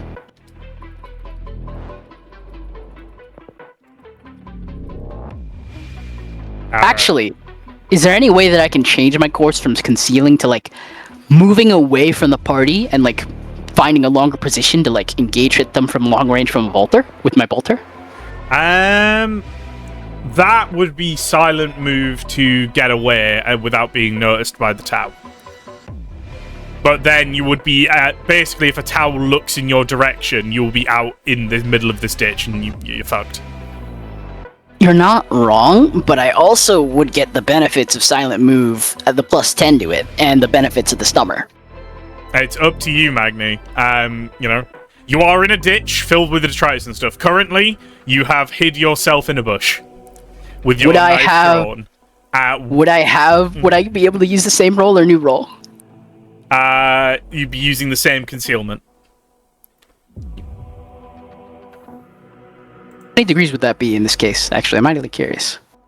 You have a success on your concealment with no degrees of success.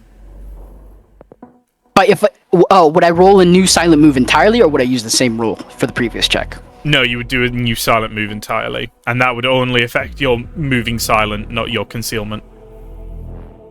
I'll sit with the concealment. I succeeded. I took the gamble. All right. Okay.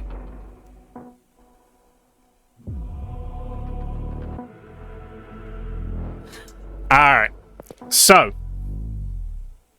the Tau column approaches. You all feel the thrumming of its anti-grav engines, shaking you through your armor. and the column begins to very slowly rumble overhead of you all. And I'm going to spend 5 twists of fate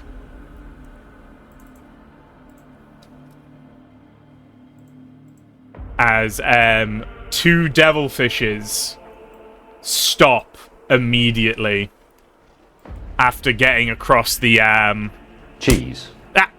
I've been cheesed. After getting across the ditch and disgorge their sorry, I'm being bombarded by chat at the moment. Right. And the 2 devils just disgorge their fire warriors, who saunter out in a loose kind of formation. Magni and Tomas, you are really the only ones who can see this. And as you are...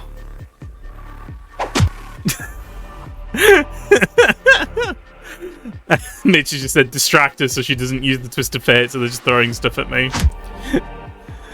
Right. Right, okay. As you are peering over this kind of... Sorry. I'm changing the music and I got distracted.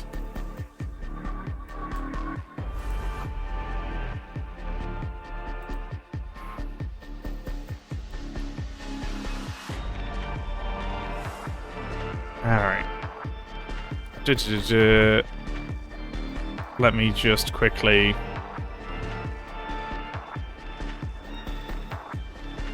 I've put the Metal Gear music on. Let's go. So the It was nice while it lasted.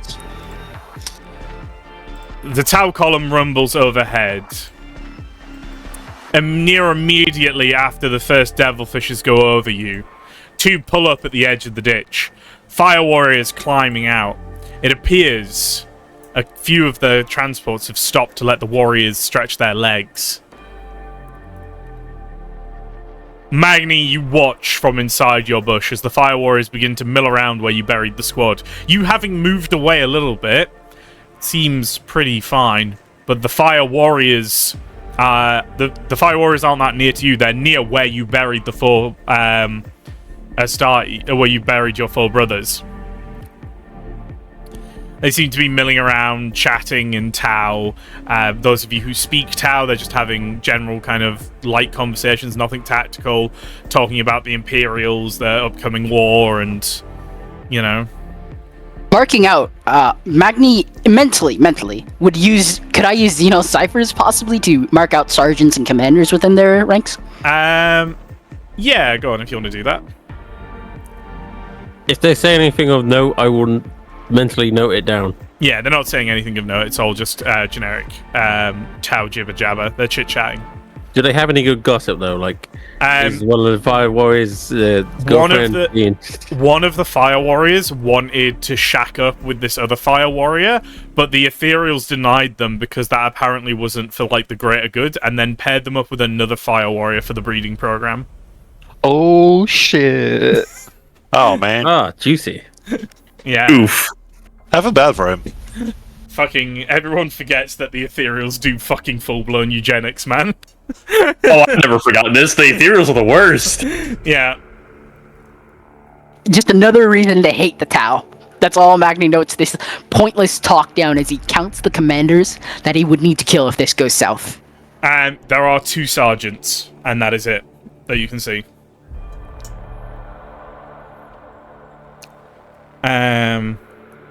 Oh, actually, Orn. You know what? You would hear a singular piece of pertinent information. Go on. Give me a second, because this is absolutely where you would hear it. Good thing you speak Tau. I also speak Tau. Oh, okay. Oh, well. Good thing 2 of you speak Tau. Magni speaks Tau as well. Good thing 3 Too of you far speak away. Tau. Yeah, no, you're too far away. Get out of here. Where are we at? Twist of Fate. Community campaign.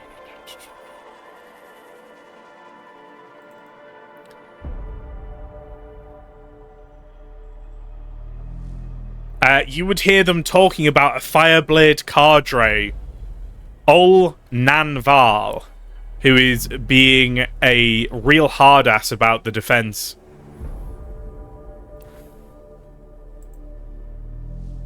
I take note. Yeah. How do you spell that name? I'm just writing it down. OL apostrophe NAN apostrophe VAAL.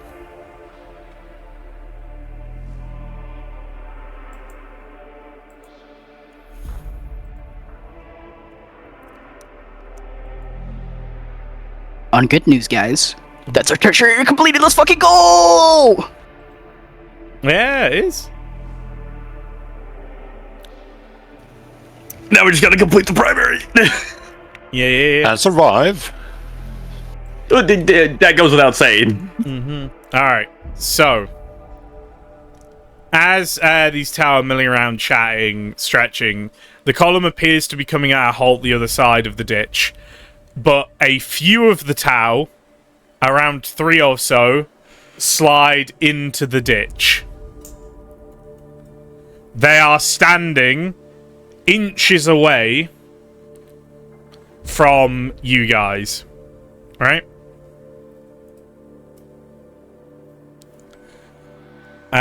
Sorry. Like inches away from where you 4 are buried. And they are walking around and beginning to remove their armor. Specifically around the trousers, and you realize that these Tau are in the process of relieving themselves. I twitch. Yeah. It might just be worth it to kill myself with a grenade at this point. No, not yet. No, Don't do it. Malta. Don't do it. It's not worth it. Malta. Magni, this is really weird, but does Magni, like, smell it? Yes. It's weird to ask. Yes, you smell piss, Magni. Good job. Glad you asked that question, Magni. He just kind of, Boy. in his helmet, he just kind of, like... The Tau don't appear to have noticed you, Magni. And the 3 are, you know, kind of just relieving themselves. And you are all... Oh, I'm going to roll to see if they're near, because Tomas took his helmet off, and that would be Why really would you do funny. this to us, Bob? Tomas! Can I spend a twist of fortune to not have that happen? Whatever it is you're about to say. I'm just saying, Tomas, they're pissing near you. And you've got your helmet off, so have fun with that. This is the worst mission in the history of missions. Bear with it. I Just want an bear with XP it. boost for this shit. Exclude this from the mission report, please. Oh, don't worry. I will be. Please exclude this from the mission report. Oh. Barb, I thought the meme was dead. I thought the Yeah, meme you was know, dead, No, the Barb. meme is dead. We don't talk about that meme. That meme does not exist. We don't? No. I am not talking about any meme so as to not get Yeah. pissed. Tomas is not getting pissed on. They're just pissing really near him. Okay, guys? Come on now. Come on.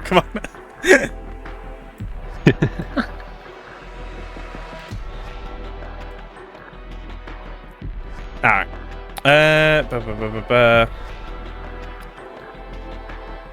Ugh.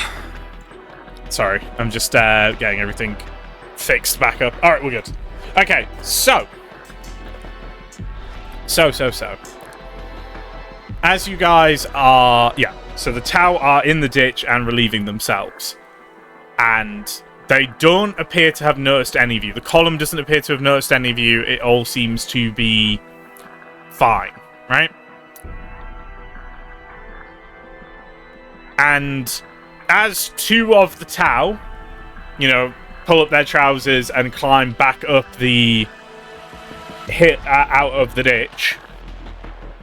Also, you're not about to tell me that the Stummerfield I turned on to help them is about to fuck them over. Yeah. God damn it. I am, yeah. My chapter demeanor on this, man. Yeah, but then you turned the stummer on, and then I spent 5 twists of fate. Alright, we're back. Yeah, 5 twists of fate to just kill us all. Hey, it'll be fine. We're not gonna die. Yeah. How many twists of fortune for him not to notice it? Infinite. It's happening. It's a problem, it's interesting, it's tense, and it's gonna happen. Hell yeah. Alright, let's keep soldiering on, and hopefully we'll be okay-ish here. This is a really bad place for it to happen. I will recap the full thing at the end, so it's preserved in the VOD. Alright. 100%. Okay. Bam. I'm just gonna do a little ping to let everyone know that it looks like we're back.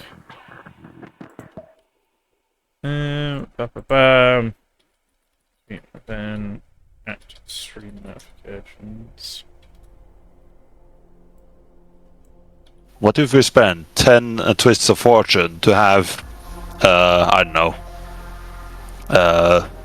what can we do? Have a drop pod just crash into us instead? Yeah, it'll be fine. It'll be fine. Let's just hold off and let Garv do her thing. Yeah. Fair enough.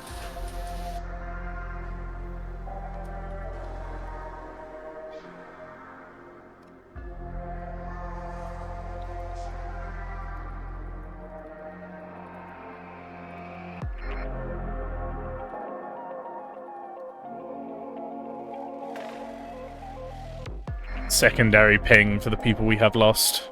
There we go. Yeah. Spend 11 twists of fortune to have the watch captain teleported and mercy kill you. Oh, brilliant. Yeah. There we are. Bam, bam, bam. I think we're good again. The watch captain is mercy killed us because he determined the phase stone was too powerful. It must be destroyed. Yours, lobster. Okay, so continuing on. Yeah, the Tau sees his foot break these branches and it not cause any noise whatsoever. Curious by this, he leans down to examine it. What would anyone like to do? Anything?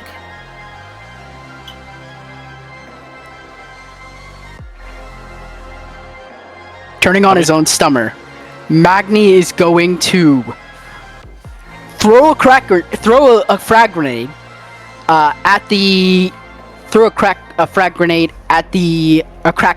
at the devilfish, and then book it, hoof it, because and like quietly hoof it away, because they would not have heard where it came from, because my stummer is on. Are you Magni, sure what are we you doing? want to do that? Do not do that. Do not do that. Do not. You are having an episode. The wolf is actually just having a bad case of diarrhea. Please do not listen to him. Just throw a rock! Throw a rock somewhere! Simple! I won't lie to you, I'm actually, if I spend another fate point, I'm actually kind of confident in making the check. I won't lie, and I can kind of outrun them. We aren't. Yeah, it's not you that will be at risk. I guarantee it. Fair enough. I, as the GM, I'm advising you not to. Your kill team's advising you not to. You can do it, Magni. There just will be consequences. Yeah, there has been a clear OC warning now. No, you're fine. I knew it was a bad idea when I said it. I just understand that there's something that Magni can do if it's like a rock or a stick. But if I would throwing a rock or something, or possibly, can he? Tomas as well. Remember, your helmet's off, and you have been set up to be able to spit. Oh. And everyone else, you can move in your power armor. You start at -20.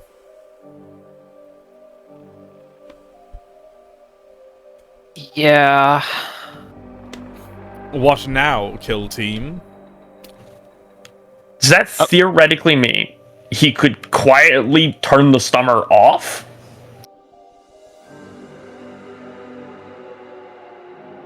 In theory, yeah.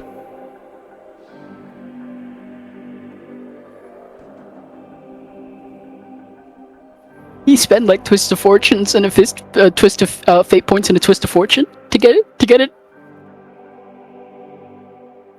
So, I mean, because the Tao's already reaching down to like inspect it, right? he's reaching down to inspect the fact that the sticks didn't make a noise when he stepped on them. Yeah. Okay, if I shut off the stummer and he like rummaged through the sticks and saw that it like made noise, I'm trying to like figure out. Hold on. Have you deactivated your power armor? Yeah, his power I have, armor is yeah. deactivated.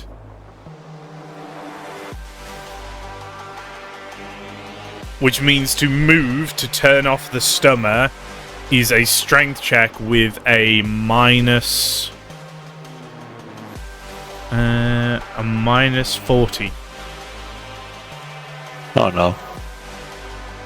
Could I spend my personal demeanor to mitigate that? How would your personal demeanor do that? Is your personal demeanor I am really strong and have big muscles? Personal demeanor is stoic. No test of endurance is too much for the Space Marine. It's not a test of endurance, it's a test of strength.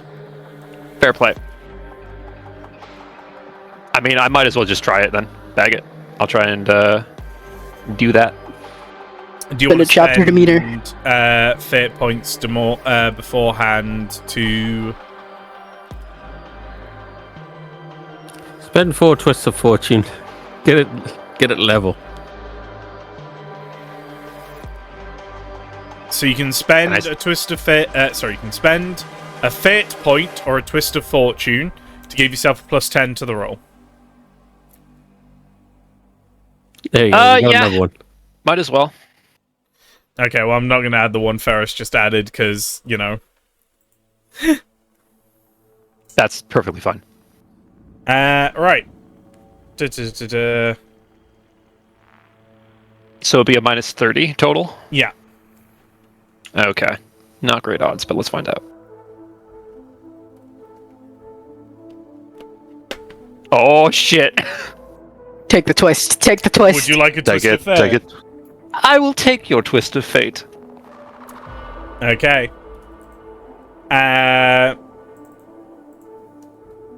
Bam. And so, Tomas, straining against your locked armor, you reach down to the stummer, clicking it off just as the towel kind of reached down and restoring noise to the sticks. The towel, examining the sticks, just kind of shrugs and sort of walks away. Like, oh, I just must not have heard it the first time. And he Another climbs... clear example, but Yeah. go on. And he climbs back up the hill. Just another example that aliens are stupid. Stupid Tau. I was gonna say, that stressed me out about as much as that 50-50 crack grenade toss from the Silent Saint. Very good, very good. Alright. You guys are... still all hidden, and the column is continuing to move on past you. When I spend 5 twist... No, no. Please, please no. Please have mercy. I'm just going to do one last roll. Okay. Magni. You are in the bush. When you see a Tau tank driving up, like about to come up over the ditch, and it is covered in sensor arrays. And you can actively see it kind of broadcasting. You know for a fact, if this tank, wherever its sensor fields are, if they touch you, they will see you. I'm going to turn on my stummer and dial the fuck back. I'm gonna dial the fuck back. I'll take the risk. Do you have any way of seeing what forms of radiation can you see? I have the tech use I have my auger ray to scan for forms of radiation as such, and my eyes can see through void, thermal, and let me check the third. You also have the Siege specs. I do also have the Siege specs. Alright, give me a tech use check with a plus 20 for the Siege specs. as you quickly, like, you grab this thing, you're, like, twisting it through, like, different frequencies and bands of variation to figure out what the fuck the tower's scanning with. Can I plug into it to boost this? No. Hasn't got an MIU port. Not even an electrograph port? Nope. It is a handheld device.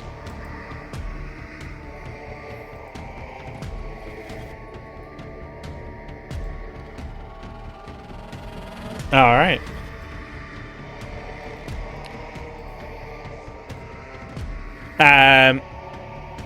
So you quickly identify, you can now see the fields of this scanner's array, and it is going to hit the entire ditch, basically. But you notice that, basically, if you got a large enough boulder, if you basically leapt behind a large enough boulder, and boosted your own kind of like scramblers, you might be able to avoid the sensor detection. What series of checks would that require in this So case? that's going to be a silent move, so you will get your stomach for this, and then you're going to need to make me a tech use check at a -20. Alright, so I'm gonna use a fate point for this. I'm fate point reroll. Am I allowed to fate point reroll that, or? Give me a second. I think the stream's... Oh, no, the stream's good. The stream's good. You are indeed allowed to fate point reroll that if you have a fate point left.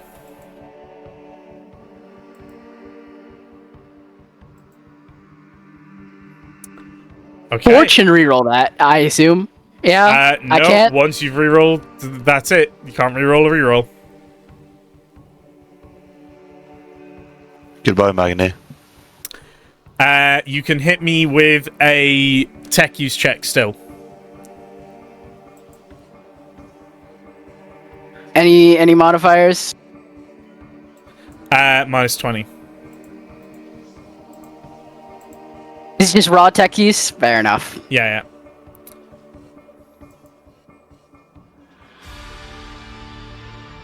I'll take that twist at least if that helps. Yeah, sure.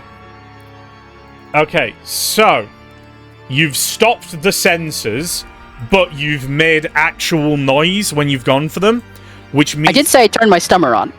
Yeah, I know, but you rolled a 99.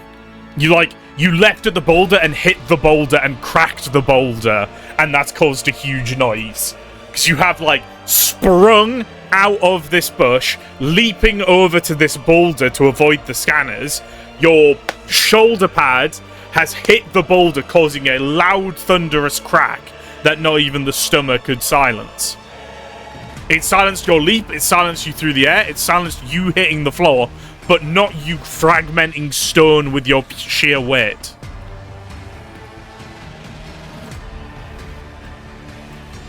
So that's the...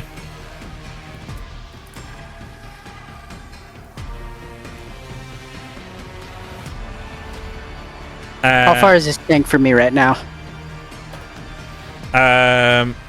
It's about...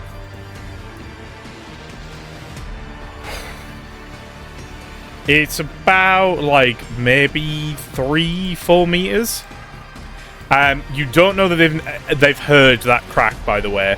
You know that you've managed to scramble the sensors, but basically right now you're seeing if the Tau have heard. So immediately after that, the Tau tank stops, and a Tau turns out of the tank and is looking over towards the boulder you're currently hiding behind, Magni. Am I allowed to attempt to silently move away from that boulder? Absolutely. I'm gonna spend my last... I'm gonna save my fate point to reroll. Are you really not gonna use any of the Twist of Fortune on this? You're in a pretty bad situation. This is why they exist. I will adhere to my fucking principles here. Yeah.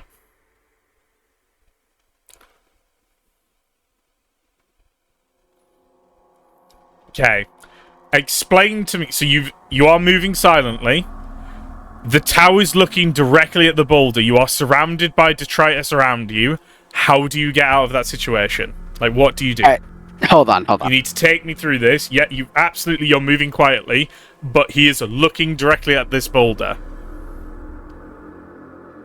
What surrounds the boulder?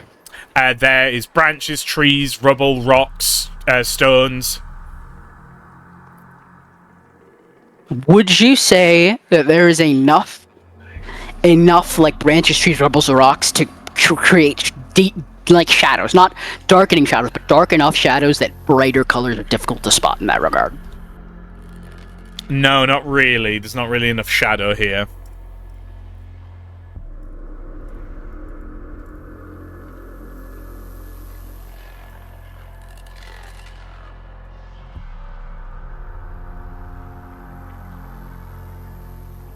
In this particular circumstance, Magni would actually shut down the noisiest systems of his own power armor.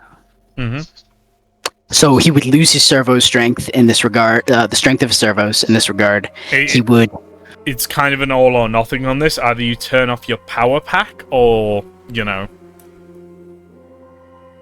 at which point you're at a -40 to even move, What would be the check to reinitiate that? It would be a tech use with a +20. And get additional +20. Yeah, I'll just shut it down. Okay, so you're just going to stay behind the boulder but turn off your armor? Yep. Okay. Alright. I am... Oh, how do we want to... Well, it's right now. Do the Tau get out and investigate? That's the question. He's heard this big crack. He's turned around, doesn't see anything. It's just a boulder, nothing's moving. His column's got places to be.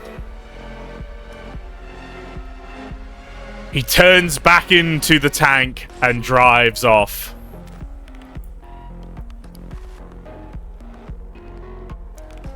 After a few more minutes, the rumbling of Tau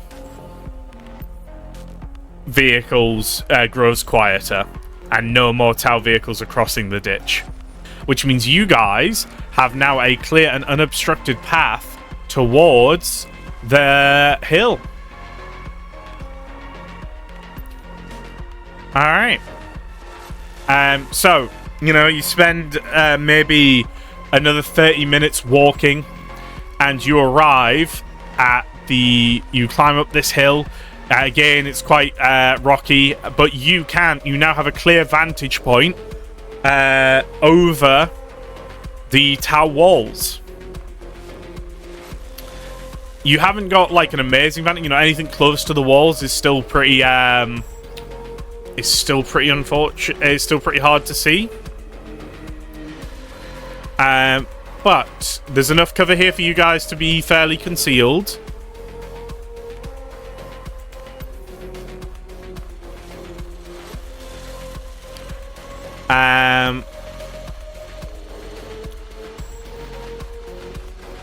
Pulling out his magnoculars, Magni sort of plugs into him and to sync up himself with his own bionic eye, so that way he's getting as much vision extrapolation as he can, and he's slowly recording, picking out, and identifying vehicle depots. He actually tracks any vehicles moving through the Tau City to locate them. Orn will be using his auto sense goggles to the maximum magnification and cycling through every filter he has, trying to find these vehicle depots. Alright, can I get an awareness check from people with the magnoculars and such then? Is there any modifiers for the auto sense? No. It's the fact that you can make this check is what the auto sense is letting you do. Rerolling. Can I give Magni left, Magni? Wolf senses. Very good. Can I give Maggie an assist since I have the magnoculars as well? Well, it doesn't matter. Okay. Well, yeah, no. Just give us an awareness check then, Proximus. Yep, I'll just do my own.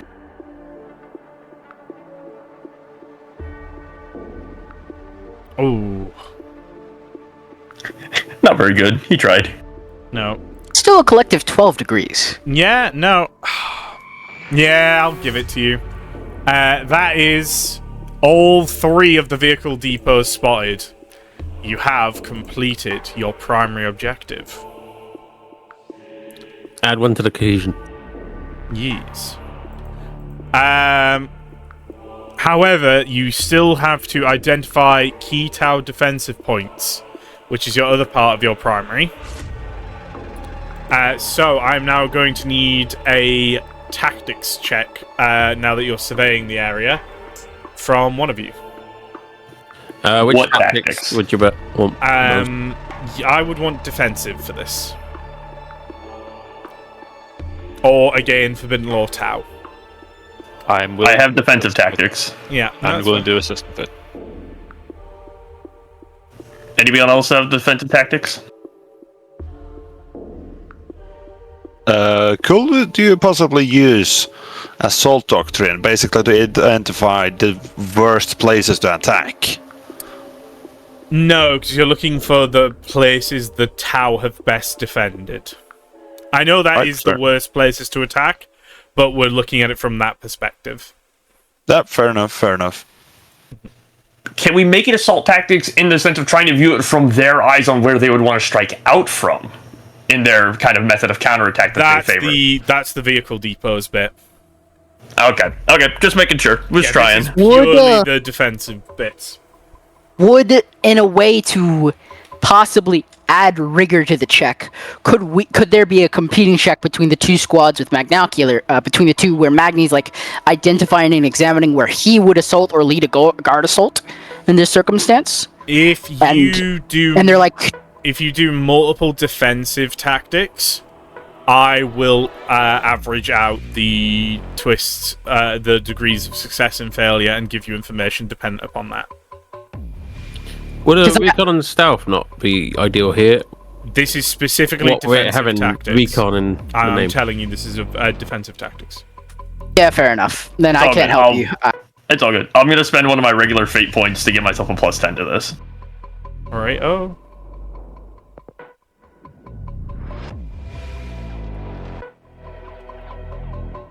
So that's 4 degrees with my assistance. Yep. Okay.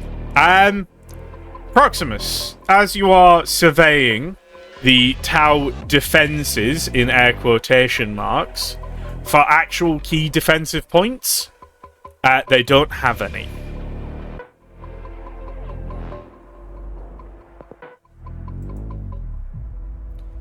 There are no strong points. There are no defensive emplacement kill zones. There are no killing grounds. Everything is being cleared for movement. Everything is being cleared for the attack. The Tau have not set up any defenses. So as the information he's getting is in their hubris and thinking that they're going to hold the advantage here, they haven't prepared proper defenses in case we get in the city. If that's how you want to interpret it, yes. But they have no key defensive points. This is most strange, brothers. They do not have any hard defense points to fight from. They've set it up for movement and little else. With Magni's kind of like overall experience and dealing with Tau on several occasions, would I be allowed to expend a fate point to gain Forbidden Knowledge Tau and then make the check to identify what this means? This is more common knowledge for the Tau, so Forbidden Law Xenos is fine for this. Alright, cool. Then I'll just hold it to reroll in case it goes bad. Am I allowed to get help? Or I can help boost. What are you rolling at, Magnet? 70 with Kadux right now. Okay. I got 39. I have a 64 without assistance. An 80. I mean, does somebody want to help Tomas? Or would Tomas be allowed to make this check as well? Let me do this.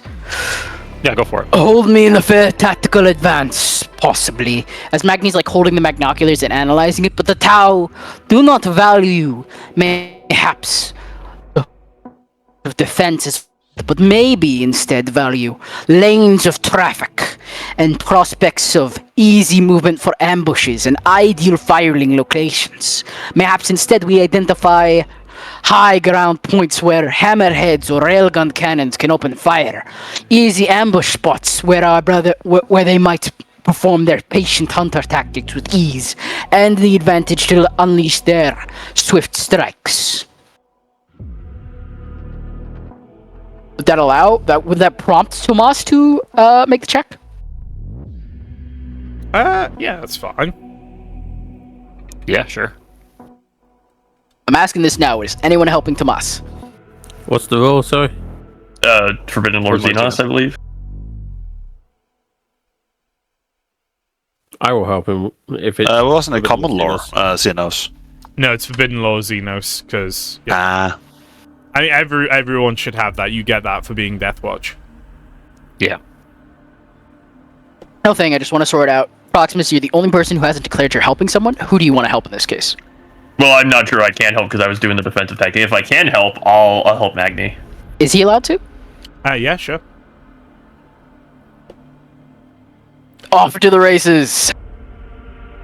I'm fading that. Oh my god. Alright, we'll wait for Magni. That's 1 degree of success because I was helping. Yeah. Correct. Alright. 5 degrees of success. So 6 total. Oh. Yeah, I do need to drink, actually. Alright, STFU guy.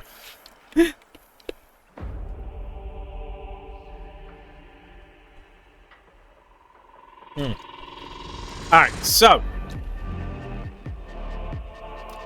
Examining out. What you call it?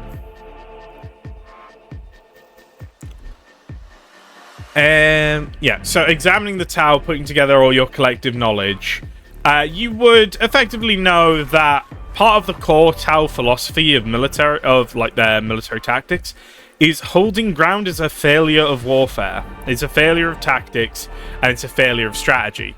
As such, they never really hold ground, like ever. Even when they are practicing, Cao Yong, the patient hunter, they don't really hold ground. They're more setting up ambushes, But they do not hold the line and hold a hill. They fight around the hill instead. So the Tau seem more than willing to take this fight into the city.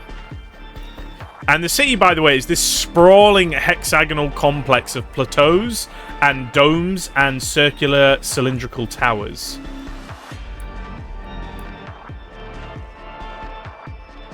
Could K-Dogs possibly do an assault doctrine check to consider how would you even attack this city? Absolutely. Roll with no modifier? Yeah, no modifier. I can prop you an assist. You'll get an assist from Magni. Yeah, let's pretend that K-Dog said this out loud. Yeah, no worries. Right, that's a +10. Anybody else? What were you Proximus rolling at the start? What, sorry? I was asking what K-Dox is rolling at. 39. He's not a smart boy. Do you want to assist one of us? Because I've got 50 intelligence. Yes. Okay, I'll roll on my own, and then I'll be rolling at a 55. And then I you will can assist spare- Orn then. Okay. Right.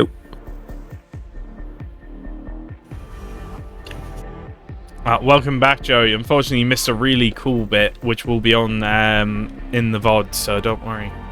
That's 1 success. Okay, so for Orn, you know that basically you're going to attack down the lanes, the tower going to attack you. It really just depends who hits harder.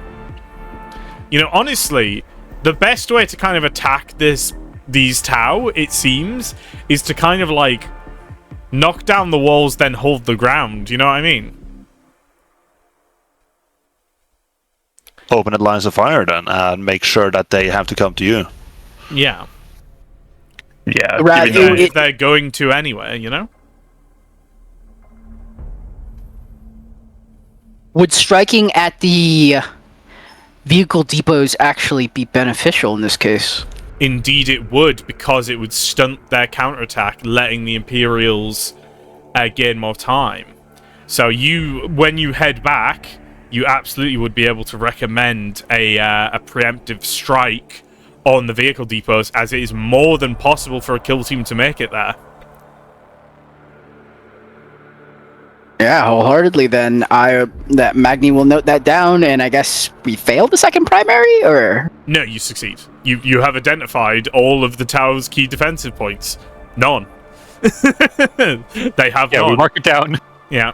We mark it down in the mission report. NA. All right. Okay. Well, you guys are coming into the last hour of the mission, and all there really is extraction and maybe trying to find Aurak Proc in that time. Let's search for that bastard. Yep, let's try and find him.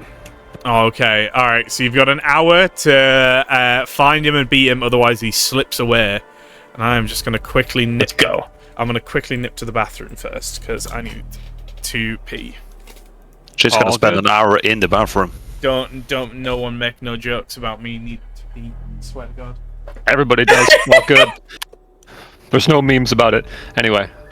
But yeah, I guess the logic is they can't be ambushing you in a city if there are no city walls to ambush from. What if we found out if they had any artillery set up so that we could use my autosense goggles to get a plus 20 on their ballistic skill to bomb the shit out of their vehicle depots now? There's no artillery in range. We found that out from Keeper Hamish before we even touched Planetfall. Yeah. Because Magni wanted to try and use artillery to flush out Aurak Proc for us. Do you think if we rolled We've been here a few hours. They might have moved up. a forbidden lore and check, maybe we will be able to identify some infrastructure that could do collateral, for example, energy parts or something? I mean, we could, but at this point we have the objectives secured. There's no point wasting time on further checks. We need to find Aurak Proc and kill him. What if Don't we 'cause we know identify he's him as hiding a off of tower high hider? points on the map, we can use our high ground to actually mark out the highest points that would be most effective within Imperial lines for the distance we are at with our binoculars, auto sensors. I am back. Welcome back. Hello. I agree with we Magni. could. We That just need to should be... Go on. We just need to find the guy and kill him. Like, at this point, guys, anything else is kind of secondary, in my mind at least. We have an hour left. Let's not, dilly-dally. All right. Using previous context that Magni has, he will sort of call the kill team's attention. To those of you with magnoculars or such, aid me in this. Point out and possibly grant me the ability to spot our foe. I will collect information on the reports and such that we gathered from the guard forces we met, and the topographical data to see where might be the ideal point where two lines meet or in Imperial lines the Shaper might be hiding. Would Would I be allowed to? Well, you already kind of know that you guys have to get all the way back to Imperial lines. Like, Can't turn around and see them at all, and see mountains or anything like that from there? the Imperial lines are out of visual range. Fuck. Alright, I guess we gotta go hoofing it. Yeah, you guys have to spend probably about 3 hours marching. Sure, we're hoofing it. Yeah. It's starting to get later in the evening now. It's starting to get dark. All Marines have dark sight. They Yeah, do I not know. get It's impeded just, by the dark. just pointing out. I would also like to point out, you know as well, that night is when most of the Tau spoiler attacks have been launched. So if anything, it's actually getting to be way more likely to encounter the Tau forces right now as well. Yep, we just need to hoof it as fast as possible. Okay. So you guys are just huffing it back to Imperial lines, following the way you came, yeah? Yep, using what we've know about the hunter cadres to avoid them. All right, let me just do you a little roll.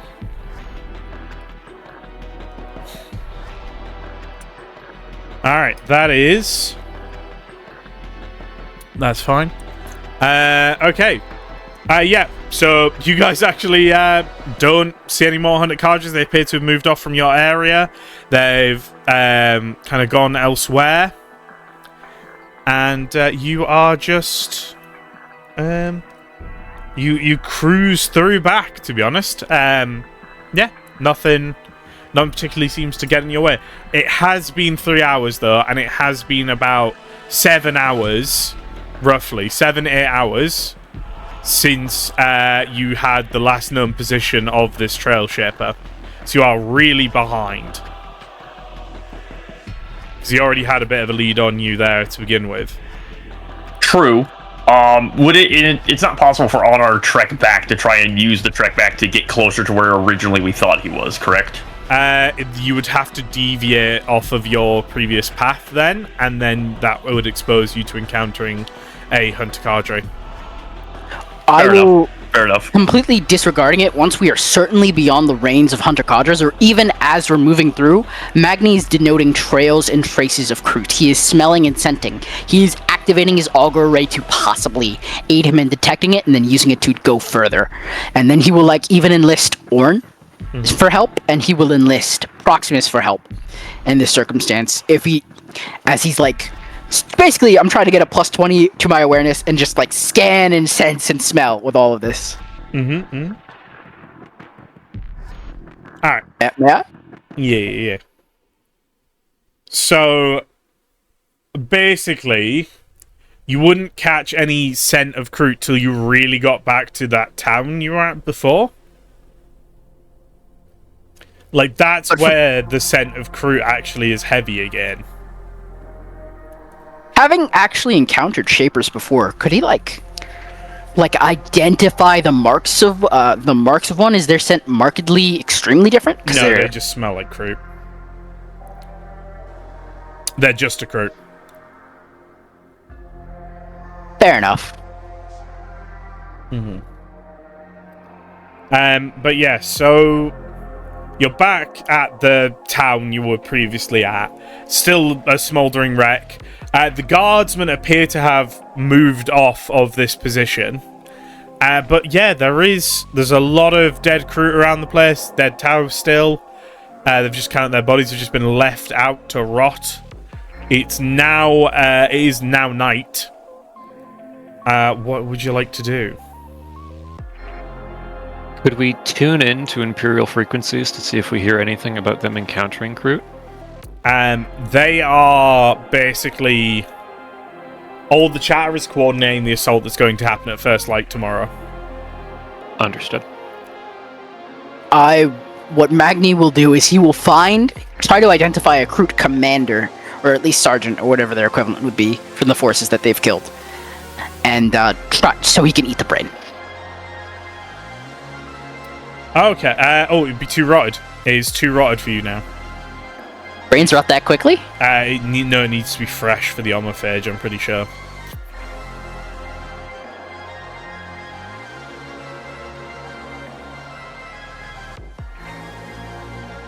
I don't know how quickly brains rot, but I don't feel like any memories would be left after it's been rotting in the sun for over 8 hours.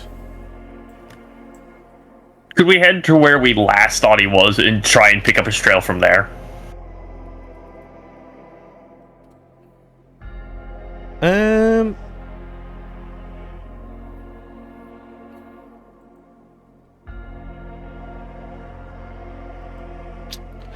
Yeah, you could go to where you last thought you was and try and pick up the trail from there. But I thought you were wanting to investigate the Kroot, the dead bodies around here, to see if there was some sign of where it was from here. I mean, do we want to do that, squad, or do we want to try and use where we think he last was to find him? Do any of the Tau have communicators on them, commonly? I know the Kroot don't use it, but there's no way they wouldn't have Tau possibly overseeing him. Or with him. The Tau do have communicators on them, yeah. Kind of scrolling through their frequencies. He's, which is the most recently contacted? Give me a tech use check at a -40. Can I assist them in this? Yep. I'll assist as well. Well, we're gonna see how well it goes.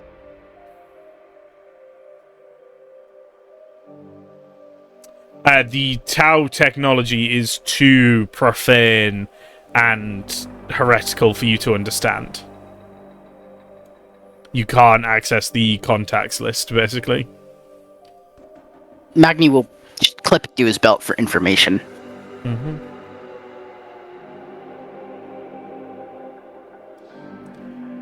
Alright. It is too arcane for my designs, or understanding at least.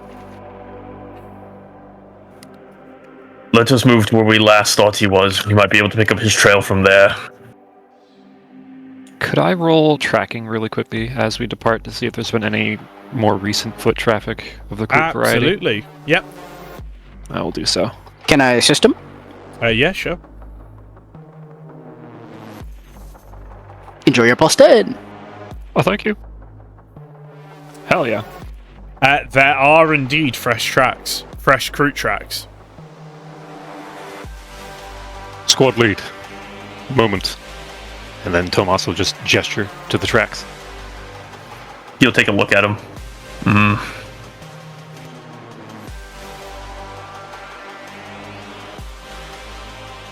There's a chance these lead to him, but no guarantee, brother. Do you wish to follow them? That will be my advisement. But of course, the decision is yours. We can follow these for now. If we believe they're going nowhere, someone voice your opinion on it, and we will move on to where he was last. Where we believe he was last. Then, Tomas, in this case, you aid me, and I will pick up and keen in on them more. As Magni, leans down and begins to smell the tracks to follow them heavier. Alright. Lead on then, Iron Priest.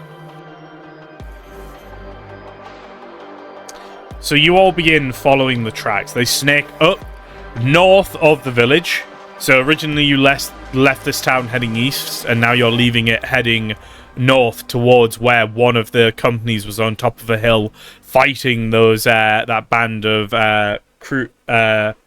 Narlock riders. And 4 degrees of success. yes. And you're working your way round and through the hills and such, and you realize this is it's taking you in a big circle almost. It's reaching out towards Tau lines, and then it curves back around, and then you think it hooks around maybe one of the edges of the Imperial lines. Roughly you think maybe there's some guardsmen off in that direction by the sounds, and but these tracks are still leading around, and you're following them for about an hour. So you've covered maybe, just shy of 10 kilometers. And following them around, you get to a wooded area with a sharp jutting kind of, not quite a mountain, but more of a large rocky hill in the middle of this wooded area. And it's kind of behind the guard lines, it seems.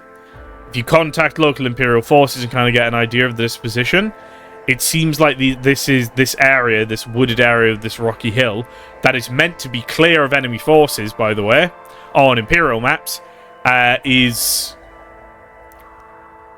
a prime position to kind of move up and take out the rear echelons of this flank. Tomas will wordlessly activate his stunner. There for Proximus. Ditto. Would you like to... Activating his stunner, but slowly activating his auger array and extending his senses forward to begin picking up traces of Kroot or heavier trails. Would you like to give me an awareness check then, please, Magni, with a plus 20 for your specs? Absolutely. So I also try and do an awareness check, getting a plus 20 for my autosense goggles because they specifically say that. Very in good. the- Yes.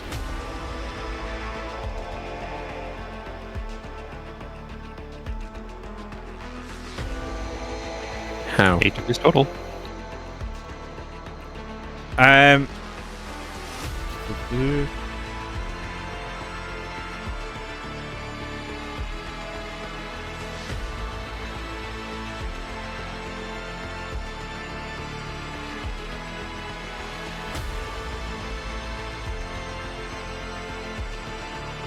Okay, let me check something here. So I need to see how a rules interaction works here. Can I use a twist of fortune to re-roll it? Yeah.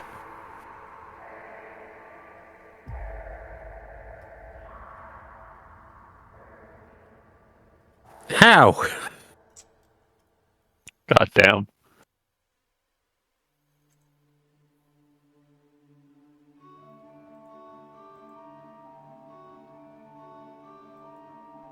Could have been worse. You could have failed. At least we're still at 8 degrees solid. If it ain't gun, I can't roll for shit. Mm-hmm. But man, can you roll gun? Yeah. I don't know a guy who survives an Orn gun attack, man. I'm going to spend a twist of fate to reroll a dice roll.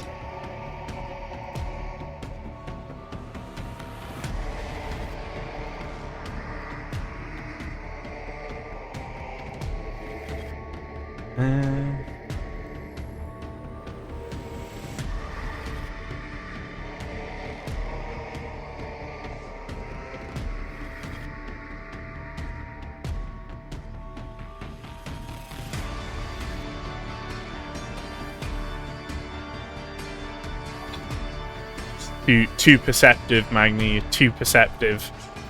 Alright. So, does anyone speak Kroot, by the way? I do. Okay. Tomas, Yes. you would hear some bird chirping in the trees that you very swiftly realise isn't in fact bird noises, but it is in fact a kind of a version of the Kroot language used for hunting.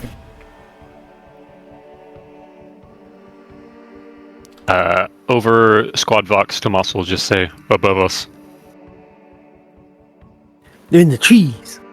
And yes, indeed, Magni's scans do in fact reveal that all around you is Kroot in the trees of the forest.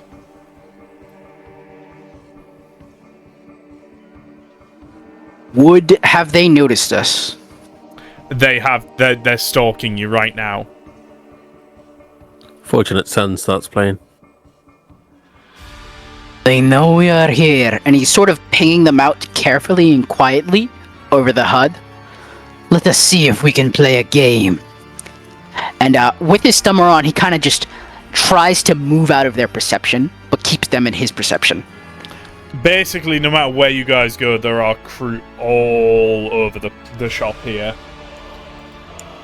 Varv, can Yeah. I spend my chapter demeanor for something? What would you like to spend your chapter demeanor for? Getting the jump on them very quickly and shooting out some of the branches so that they fall to the ground. How is that Crimson Fisty, out of curiosity? Favored by the Deathwatch is the chapter demeanor. They have vast experience in combating the orcs. Tomas specifically, as I mentioned in Endless Waltz, has experience combating against orc stealth boys. He is used to hunting Xenos who are trying to hunt him stealthily. Mm-hmm. And so he wants to try and just like lead them to believe that they have the jump on them and then just turn around and blow out where they're like standing on. Absolutely. Go on then. Nifty. Make me a semi-auto attack.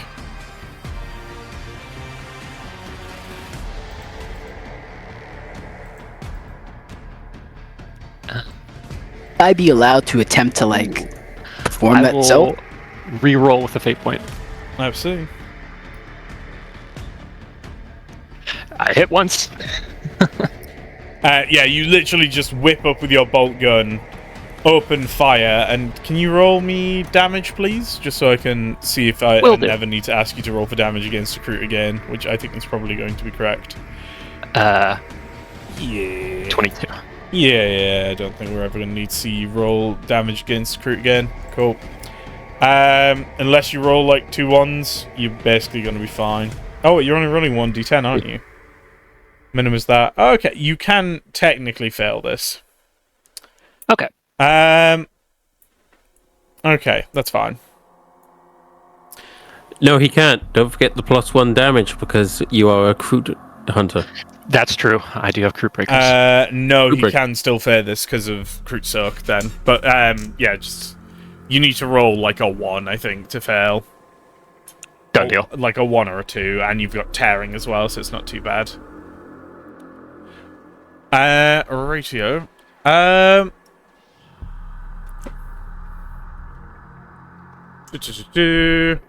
All things considerinoed. Would that be initiative time then? Yeah, so you whip around with this bolt gun, you open up on the Kroot in the trees around you, and you just blast them away, blowing apart the branch and the Kroot, killing one of the Kroot instantly. Let me change over the map, and we will get to initiative. there's a lot of action, right? After that, Yeah, well, we're going to do initiative. That's the start of combat, is Tomas invoking his chapter demeanor and blasting a Kroot away. I haven't cleaned this up since last time. This, I will say, by the way, so the way this is working is you are in the middle of a Kroot horde, basically, right? For sure. So we Hell yeah. you don't really need to worry about placement too much.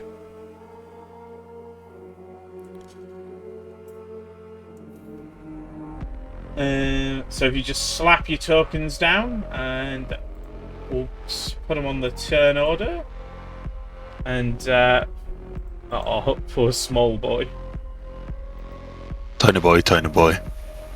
little boy, tiny boy. I'll make everyone nice and big.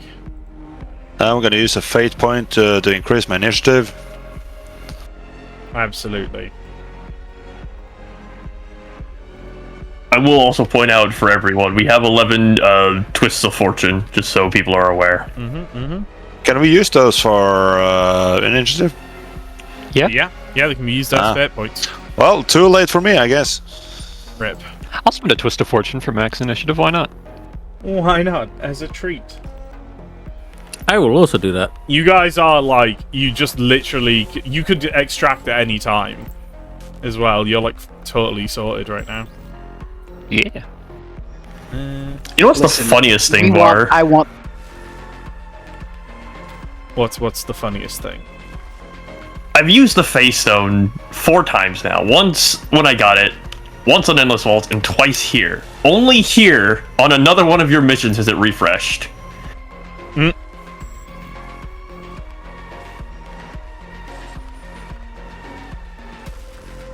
I used a twist of fortune to have max initiative as well, just in case you didn't grab it.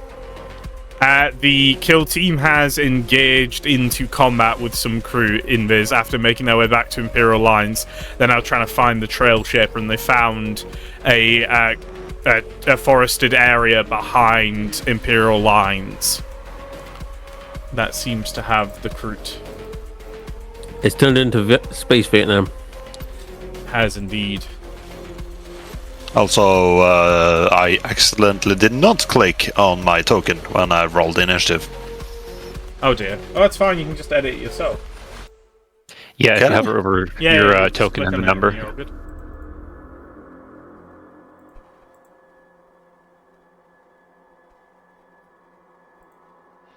Hey, there we go.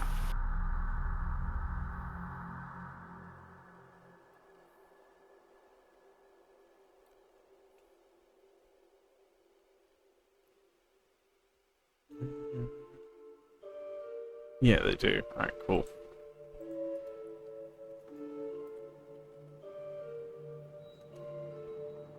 Alright, and the crew are Initiative 15. Alright, what's everyone looking at? Oh, whom's does this? Oh, that's just... That's you, isn't it? What? Oh. Oh, you hadn't filled it in yet. My mistake. I thought I had. Apologies. What's your agility bonus, Thomas? 5. Okay, cool. Alright, so, Thomas, you are... you get to follow up your surprise action starting initiative with now... Does this technically count as you guys getting ambushed? Because you technically spoiled the ambush. I don't think it should. Yeah, no. Alright.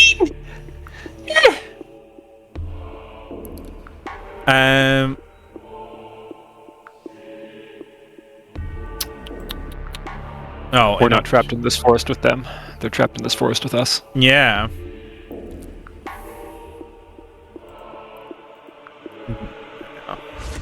Alright.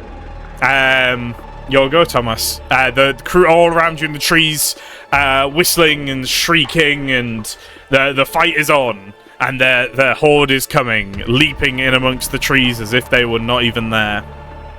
Hooray! It's kind of short due range. to the obscuration of the trees and these Kroot in particular, you'll be getting a -10 to hit them because of the trees. So do we get that in turn back? No, it is a special ability of these particular Kroot. So That's do we okay. count as being in cover at least? Yeah, if you take cover behind a tree. I will do so. Yeah. The Kroot, one important question, this will affect how I do things on my turn. Are the Kroot, like, able to be engaged in melee? Yes.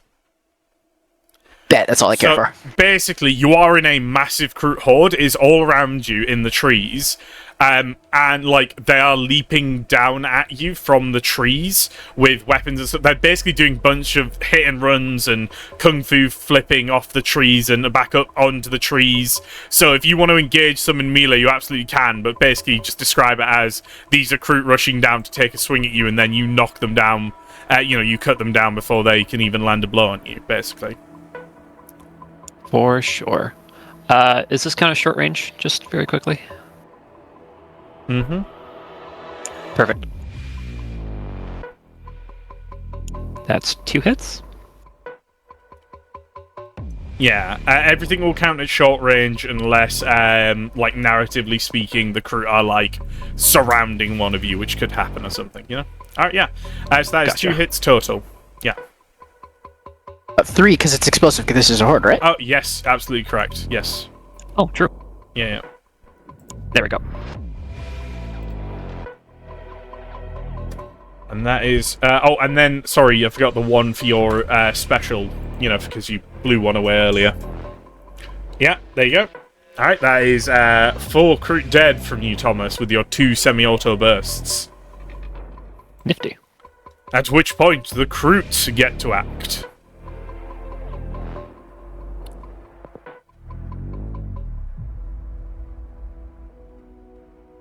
Alright, hang on. From somewhere, echoing in the woods, you hear a chanting, a whisper, a shriek, the smell of incense, oil, blood, and bones on the wind, as shamanistic Kroot chanting envelops you as the Kroot begin to leap down from the woods, swinging at you with their fighting staves, firing at various members of the kill team. Alright, What mechanically, like, magnitude horde is this, technically? mechanically, it is a magnitude 50 horde. Fuck. Orin, this is on you, man.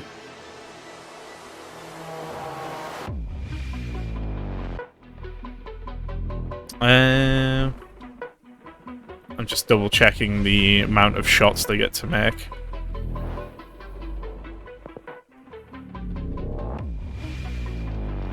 I'm assuming also mechanically these are horde attacks and they cannot be parried. Yes, indeed, they are horde attacks. Oh no. I've yet to parry with my new swords. I'm so sad. Oh, there are some elite crew, you know, later on if you get to it. Maybe, hopefully. I want to use my swords for their intended purpose.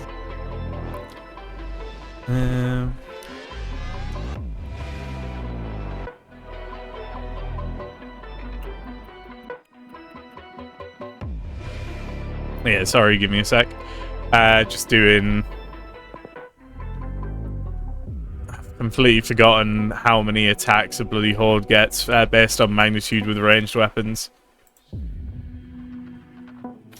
And there's a horde, a quick one. Attacking a horde, damaging a horde, melee. Cool.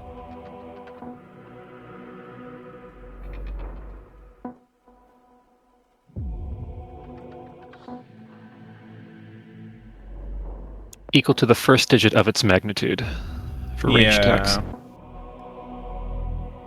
I want to check another thing with it though.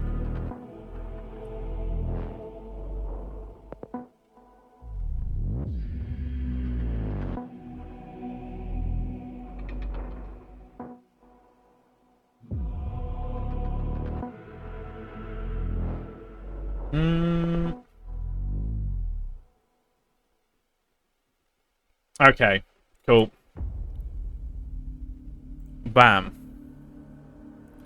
Alright, so yeah, there's going to be one shooting attack against each member of the kill team. As crew in the trees open up with their rifles.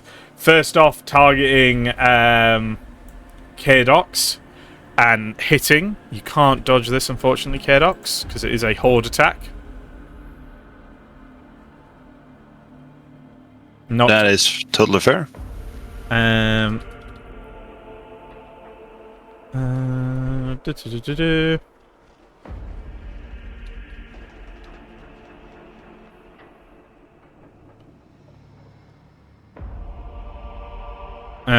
This is primitive, so I believe you double your armor against this.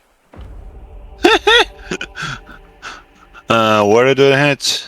Give me it hit you in the chest. Oh, I feel bad for them. Give me a check, and I've just got to check primitive. Yeah, armor doubles AP against this. Right, so how do I check that? In damage to adjust? No, so you will. Oh, actually, yeah, that's going to be. Because like I have a toughness of 13 on my armor, so that's 26. Is there an option, maybe? Let me have a look. If I go player characters. Where is K-Docs? Should be Vir K-Docs. Via K-Docs. There is Via K-Docs. Combat. Damage calculator. Tough. Just use the damage calculator, I think. Right, done for. So there's a button in there for damage calculator. Okay. Yeah, 5 attacks. So no, this is the first one. So this is one that's hit you, and this is. So you get to double your armor against this, but it is 20 damage, pen 1 to the chest. Right, toughness bonus will then be 26. No, that's armor points. I'm stupid. Apologies. No.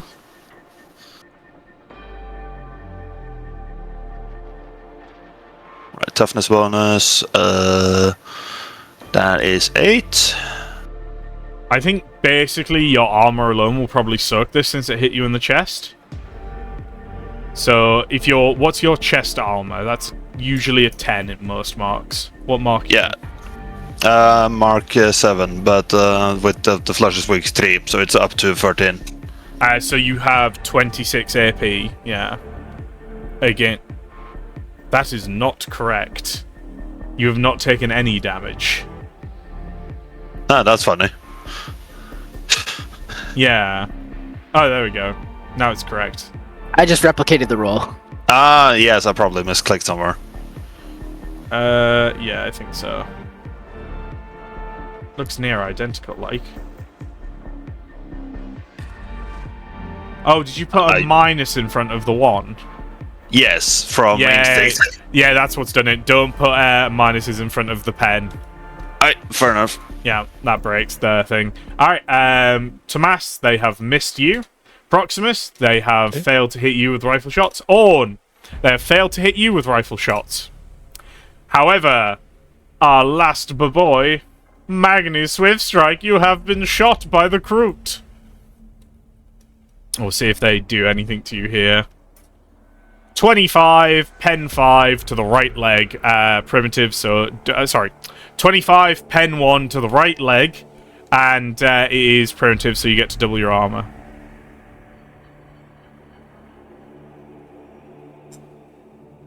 Magni just sort of seeing the shot actually like leans into it and kicks it all away with his own leg and just howls at them to come closer.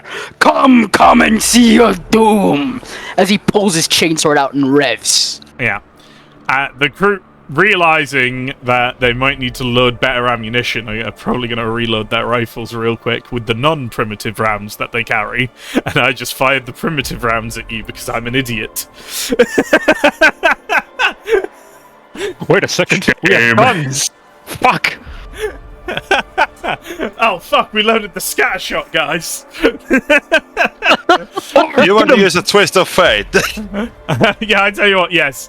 I will spend a twist of fate for all of the crew to quickly reload their slug rounds instead. Either way, that's their turn. Orn, get him! Get him! No. Oh, no. Sweet child. They've also got their melee attacks.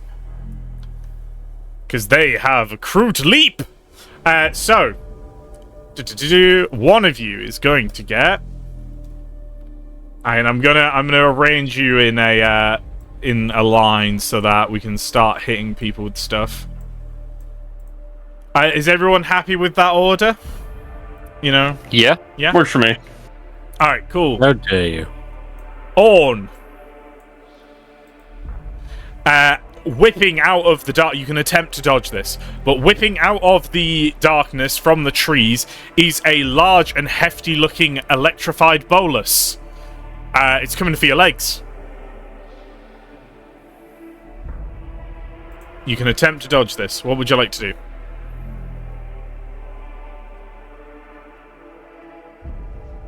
I have never passed one of those. Today's the day. Yeah, you did it! He has dodged though. Let's go!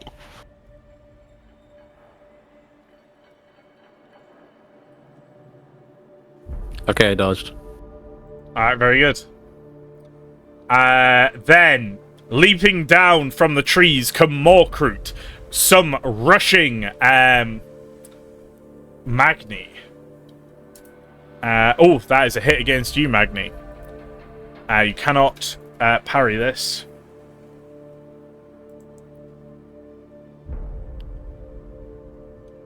I was hoping I could, because I want to counterattack. Unfortunately not. That is 31 pen 2 to the head. No dodge, no parry? No dodge, no parry. Horde attack.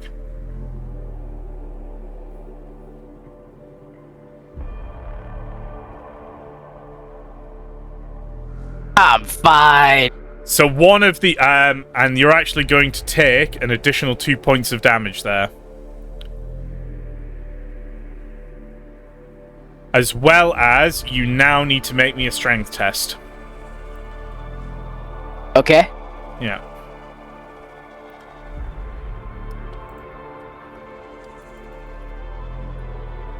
What's happening right now? I'm about to describe it. Okay, you failed the strength off. Some stuff is going to happen to you. Do you want to reroll bad stuff? Do you want to reroll the strength?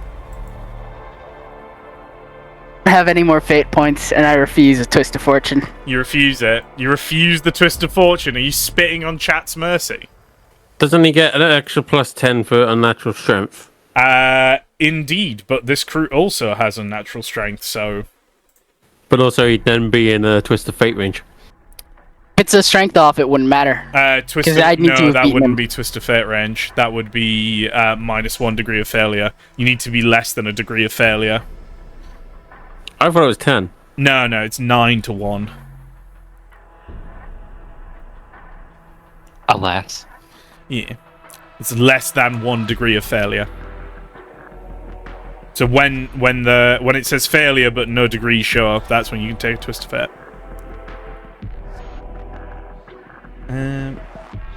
Considering, can I pop feat of strength in this regard till I get a reroll? Has to be done on your turn. Fuck. Yep. Alright. So, since you refuse to use a twist of fortune, one of these crew whips down from the woods, swinging down with its fighting staff, stabbing the blade right into your neck, past your armor, like it is in your collarbone. You have this big metal blade, and then he yanks you forward, the blade cutting deeper into you as he pulls you down to the ground, and you are sent sprawling in the dirt. Oh, this is gonna be fun. Alright, so yeah, you are knocked out. Alright, next up, Orn, you've got another one. You've got one hitting you now. And misses. So this crew leaps down. You just quickly sidestep it as it slashes before it's getting ready to leap away again. Tomas, the same for you, but you backstep out of the way of a swipe from its staff. Proximus, you fend off the blows of two more crew as they swing down from the on vines from the forest. And finally, Kadox. Ooh. You narrowly dodge the blade of a Kroot as it comes for your the back of your calf. Alright. So we are basically in melee already, or are these more like stabs from the shadows? They are strike and fades. Right, okay. So you can, basically you are in a free-form horde, so you may engage it ranged or melee at any time. It is a free-form horde, a loose... Think of it like it's a unit standing in loose order. There's enough space in between them that you can make ranged attacks without suffering opportunity attacks.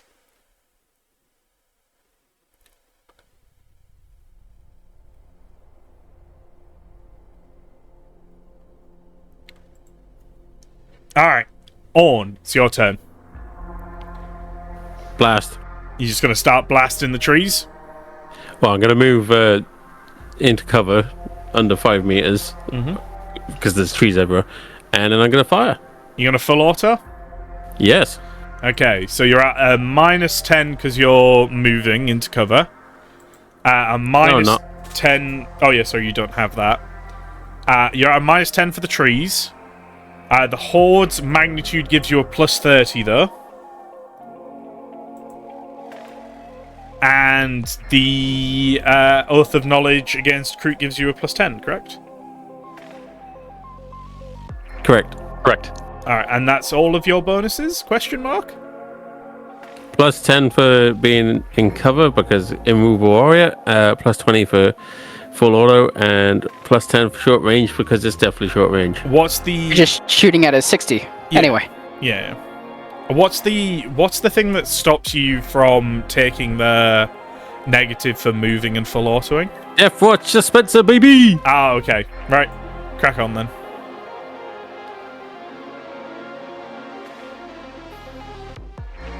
Alright. So what's the maximum shots your heavy bolter can spit out? 7. Do you have bolter drill? Yes, I do. And mighty shot. And Kroot breakers. So obviously they can't survive the damage. There's no point rolling damage. But how many hits on the Horde is that then? Is that 8 or 7? 8. 8. Okay. Alright. Bam. Devastating. So you just wanted to roll? Did you just want to roll it to prove you Yes. could? Yeah. Okay. All right. So on you bring up your heavy bolt and you just start hosing the trees, bringing fruit falling out of it, splattering them alike. You're just deforesting this area, just absolutely ruining the fruit. I am the Lorax. I speak for the trees. Get out the trees, you goddamn crew. All right. And then next, K-Dox. Kadox is just gonna charge into the dentist pack of the Crute, invoking personal demeanor hot-blooded from his frustrations from this mission.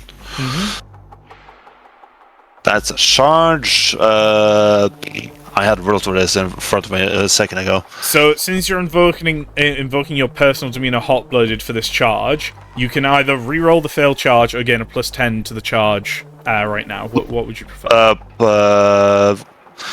Will there be a +10 to the charge in distance or weapon skill? Weapon skill. So I can get it to +20. Yeah. Well, I'll do that then. I'm It'll be already in +30 horde. because you also get +10 because they're recruit. Yeah. Because of our oath. You'll be at +30 to hit. All right. Hello, Groot. And every 2 degrees of success. So you need to get 2 degrees of success to actually deal magnitude damage in melee to a horde. Oh, so you're at +30 from those bonuses, -10 because of the Crute special ability. So you're at +20, and then +30 for horde size puts you to a +50 overall. If I'm missing this, it's over. You need at least 2 degrees of success to hit a horde in melee. There we go. So that means you deal. That means you kill 3 Crute. Well, you deal 3 points of magnitude damage, not you kill 3 Crute. Because it's Right. So. Yes. Good. Yeah, it's an abstraction. So, okay, dogs. Finally getting done with the mission, lunges into the horde, pistol and chainsword swinging, invoking the wrath of the Great Gorgon, and starts killing every crew into his way in less than efficient manners. He has basically got lost in his own fury at this point. But it seems to be working. All right.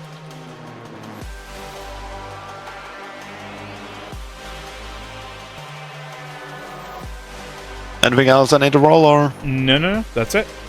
So I was replying again. Croc messages me at the most inopportune times. He does that. He always does that. All right, Proximus. All right, Can I invoke my chapter leader kind of like I did on the bridge mission, Var, to shove someone into squad mode and have them strong point? Absolutely. Tomas, would you mind being the strong point? Not at all. Then, my friends, we commit murder. Nifty. Oh. I'm assuming that'll take my entire action, Var. Yeah.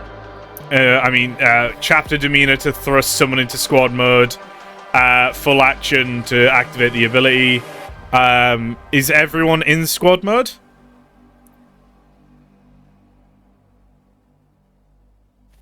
I mentioned being in solo. Oh yeah, you are. Owen's in solo. Okay. In this case, I wanted to try and go into solo mode, but what I'm gonna try to do is, on my turn, I'll just cohesion test into it. How much cohesion do we have? We had full, so we have 4 after this. Cool. All right.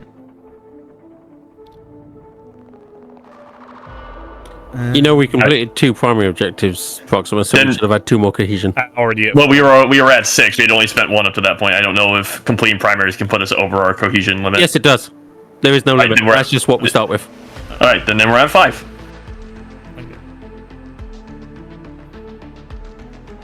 All right.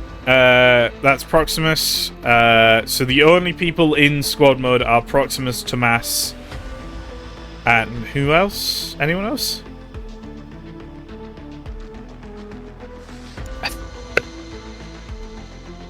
K-Dog's not in squad mode? Were we at some earlier point? Because if not, I haven't changed it to squad mode. Yeah, we you were guys at some earlier never, as far as I don't remember if you guys were in squad or solo mode. Proximus has been in squad mode the whole game. Yeah. No, he called a squad mode, and I don't think he left it, if I understand it. Yeah, alright. Well, in which case, Orn has literally just dropped squad mode. Magni's about to drop squad mode then. So everyone, alright. So the only one who isn't in squad mode right now is Orn. Okay. Alright. Magni, do you want to use your reaction now, Proximus?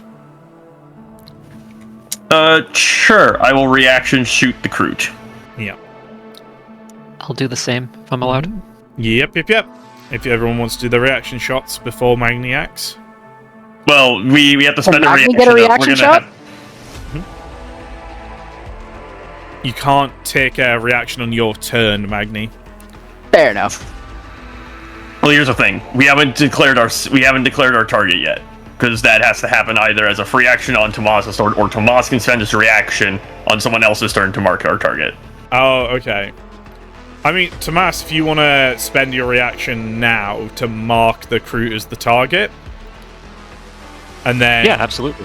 okay, cool. So Kroot are marked as the target, and now everyone who's in squad mode can spend their reaction to automatically just open up on the Kroot with a ranged weapon. Yeah.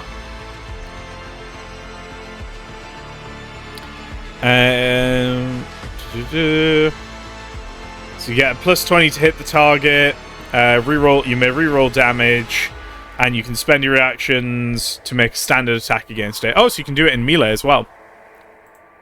Yep. So, what, for example, K-Dox, you should also spend your reaction to do this now as well. I will indeed spend my reaction. Alright.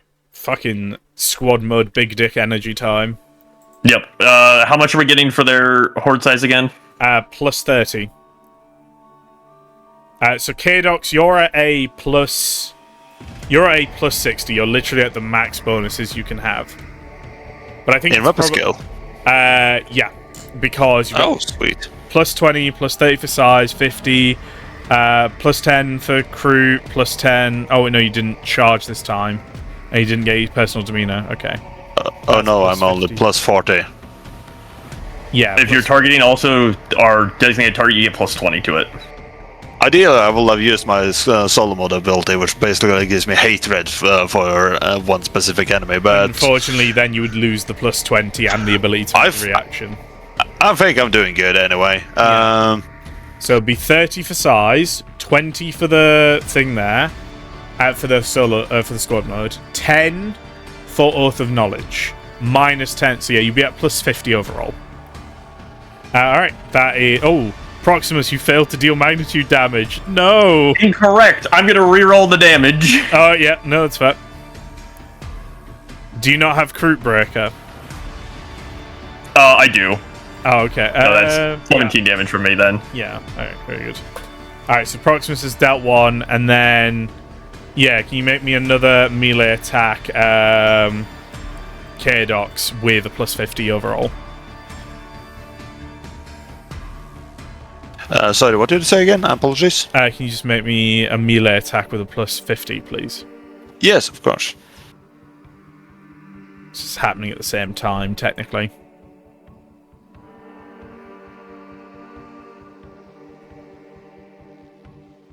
Oh! Do you want to reroll that? Because that actually fails to deal magnitude damage.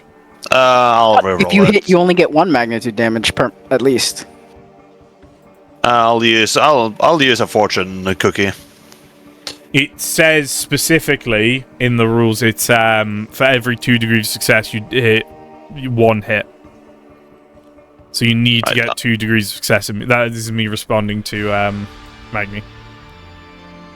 Damn, that's brutal. Oh, come on! Oh my fucking god. He's too hateful right now. Rip. Dice said no. Yeah, Dice said no, I'm afraid, Aragon. I'll interpret this that I was too busy killing one specific Kroot to focus on the rest. Yeah. Alright. Magni, it is now your turn. You are on the floor. All intents and purposes, he is knocked down. Yep. Would it cost me anything to stand up? Yes, it does. It takes your half action. Hate. Nothing but hate. Yep.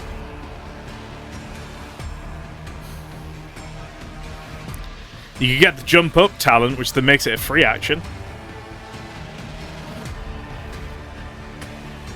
I'm pretty certain I don't have that. Yeah, I wish. I actually don't think there's any way for Marines to get jump up. If you were trained in acrobatics, you could also test acrobatics to get up for free. But you must be trained in it to attempt that.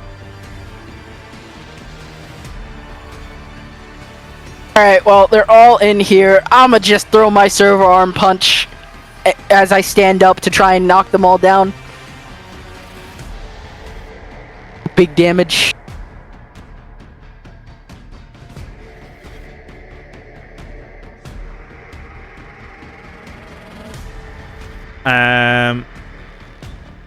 Bam.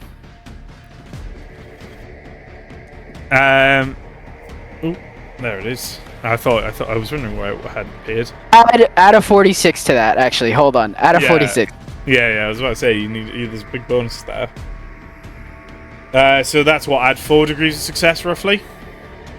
Yeah. No, add 5, I think. Add 5 degrees? Yeah, 8, 4. That's 4. Oh, Magni! My god. So Magni has just dealt enough damage to break the Horde at the very end. So the Horde has lost 50% in a single round, which means the Horde immediately breaks and runs. As between all of you and your strong point, essentially, you utterly devastate these Kroot. Alright. Unfortunately, guys, it is 7 minutes to go, and there is another fight after this. I'm a little bit tired, so I think I'm just gonna say that the Trail Shaper is going to slink away while you guys were fighting these Kroot. But Tis a shame. Did we get the Night Raiders at least? I was going to say I'm going to give you Night Raiders. I'll take it. Hell yeah. We'll take what we can get, boys. Yeah, I'll give you kill the Kroot Night Raiders. I will give you... You've got everything except kill, eliminate Trail Shaper, Aurak proc. I can live with that. Alright. And you did technically encounter him as well, by the way, because who do you think was doing the chanting? I kind of figured he was out there. He was out there in the shadows. He was out there in the shadows. You just I was waiting for his ass to show up so I could blast him. Yeah, he was going to be in the next encounter with 3 Krootoxes. I wanted to charge him so bad. I would have charged him so fucking quickly. Does this mean we succeeded our secondary objective? You succeeded one of them. Every objective bar 1. Alright. Well, that is our adventure for today. We will do the rewards off stream.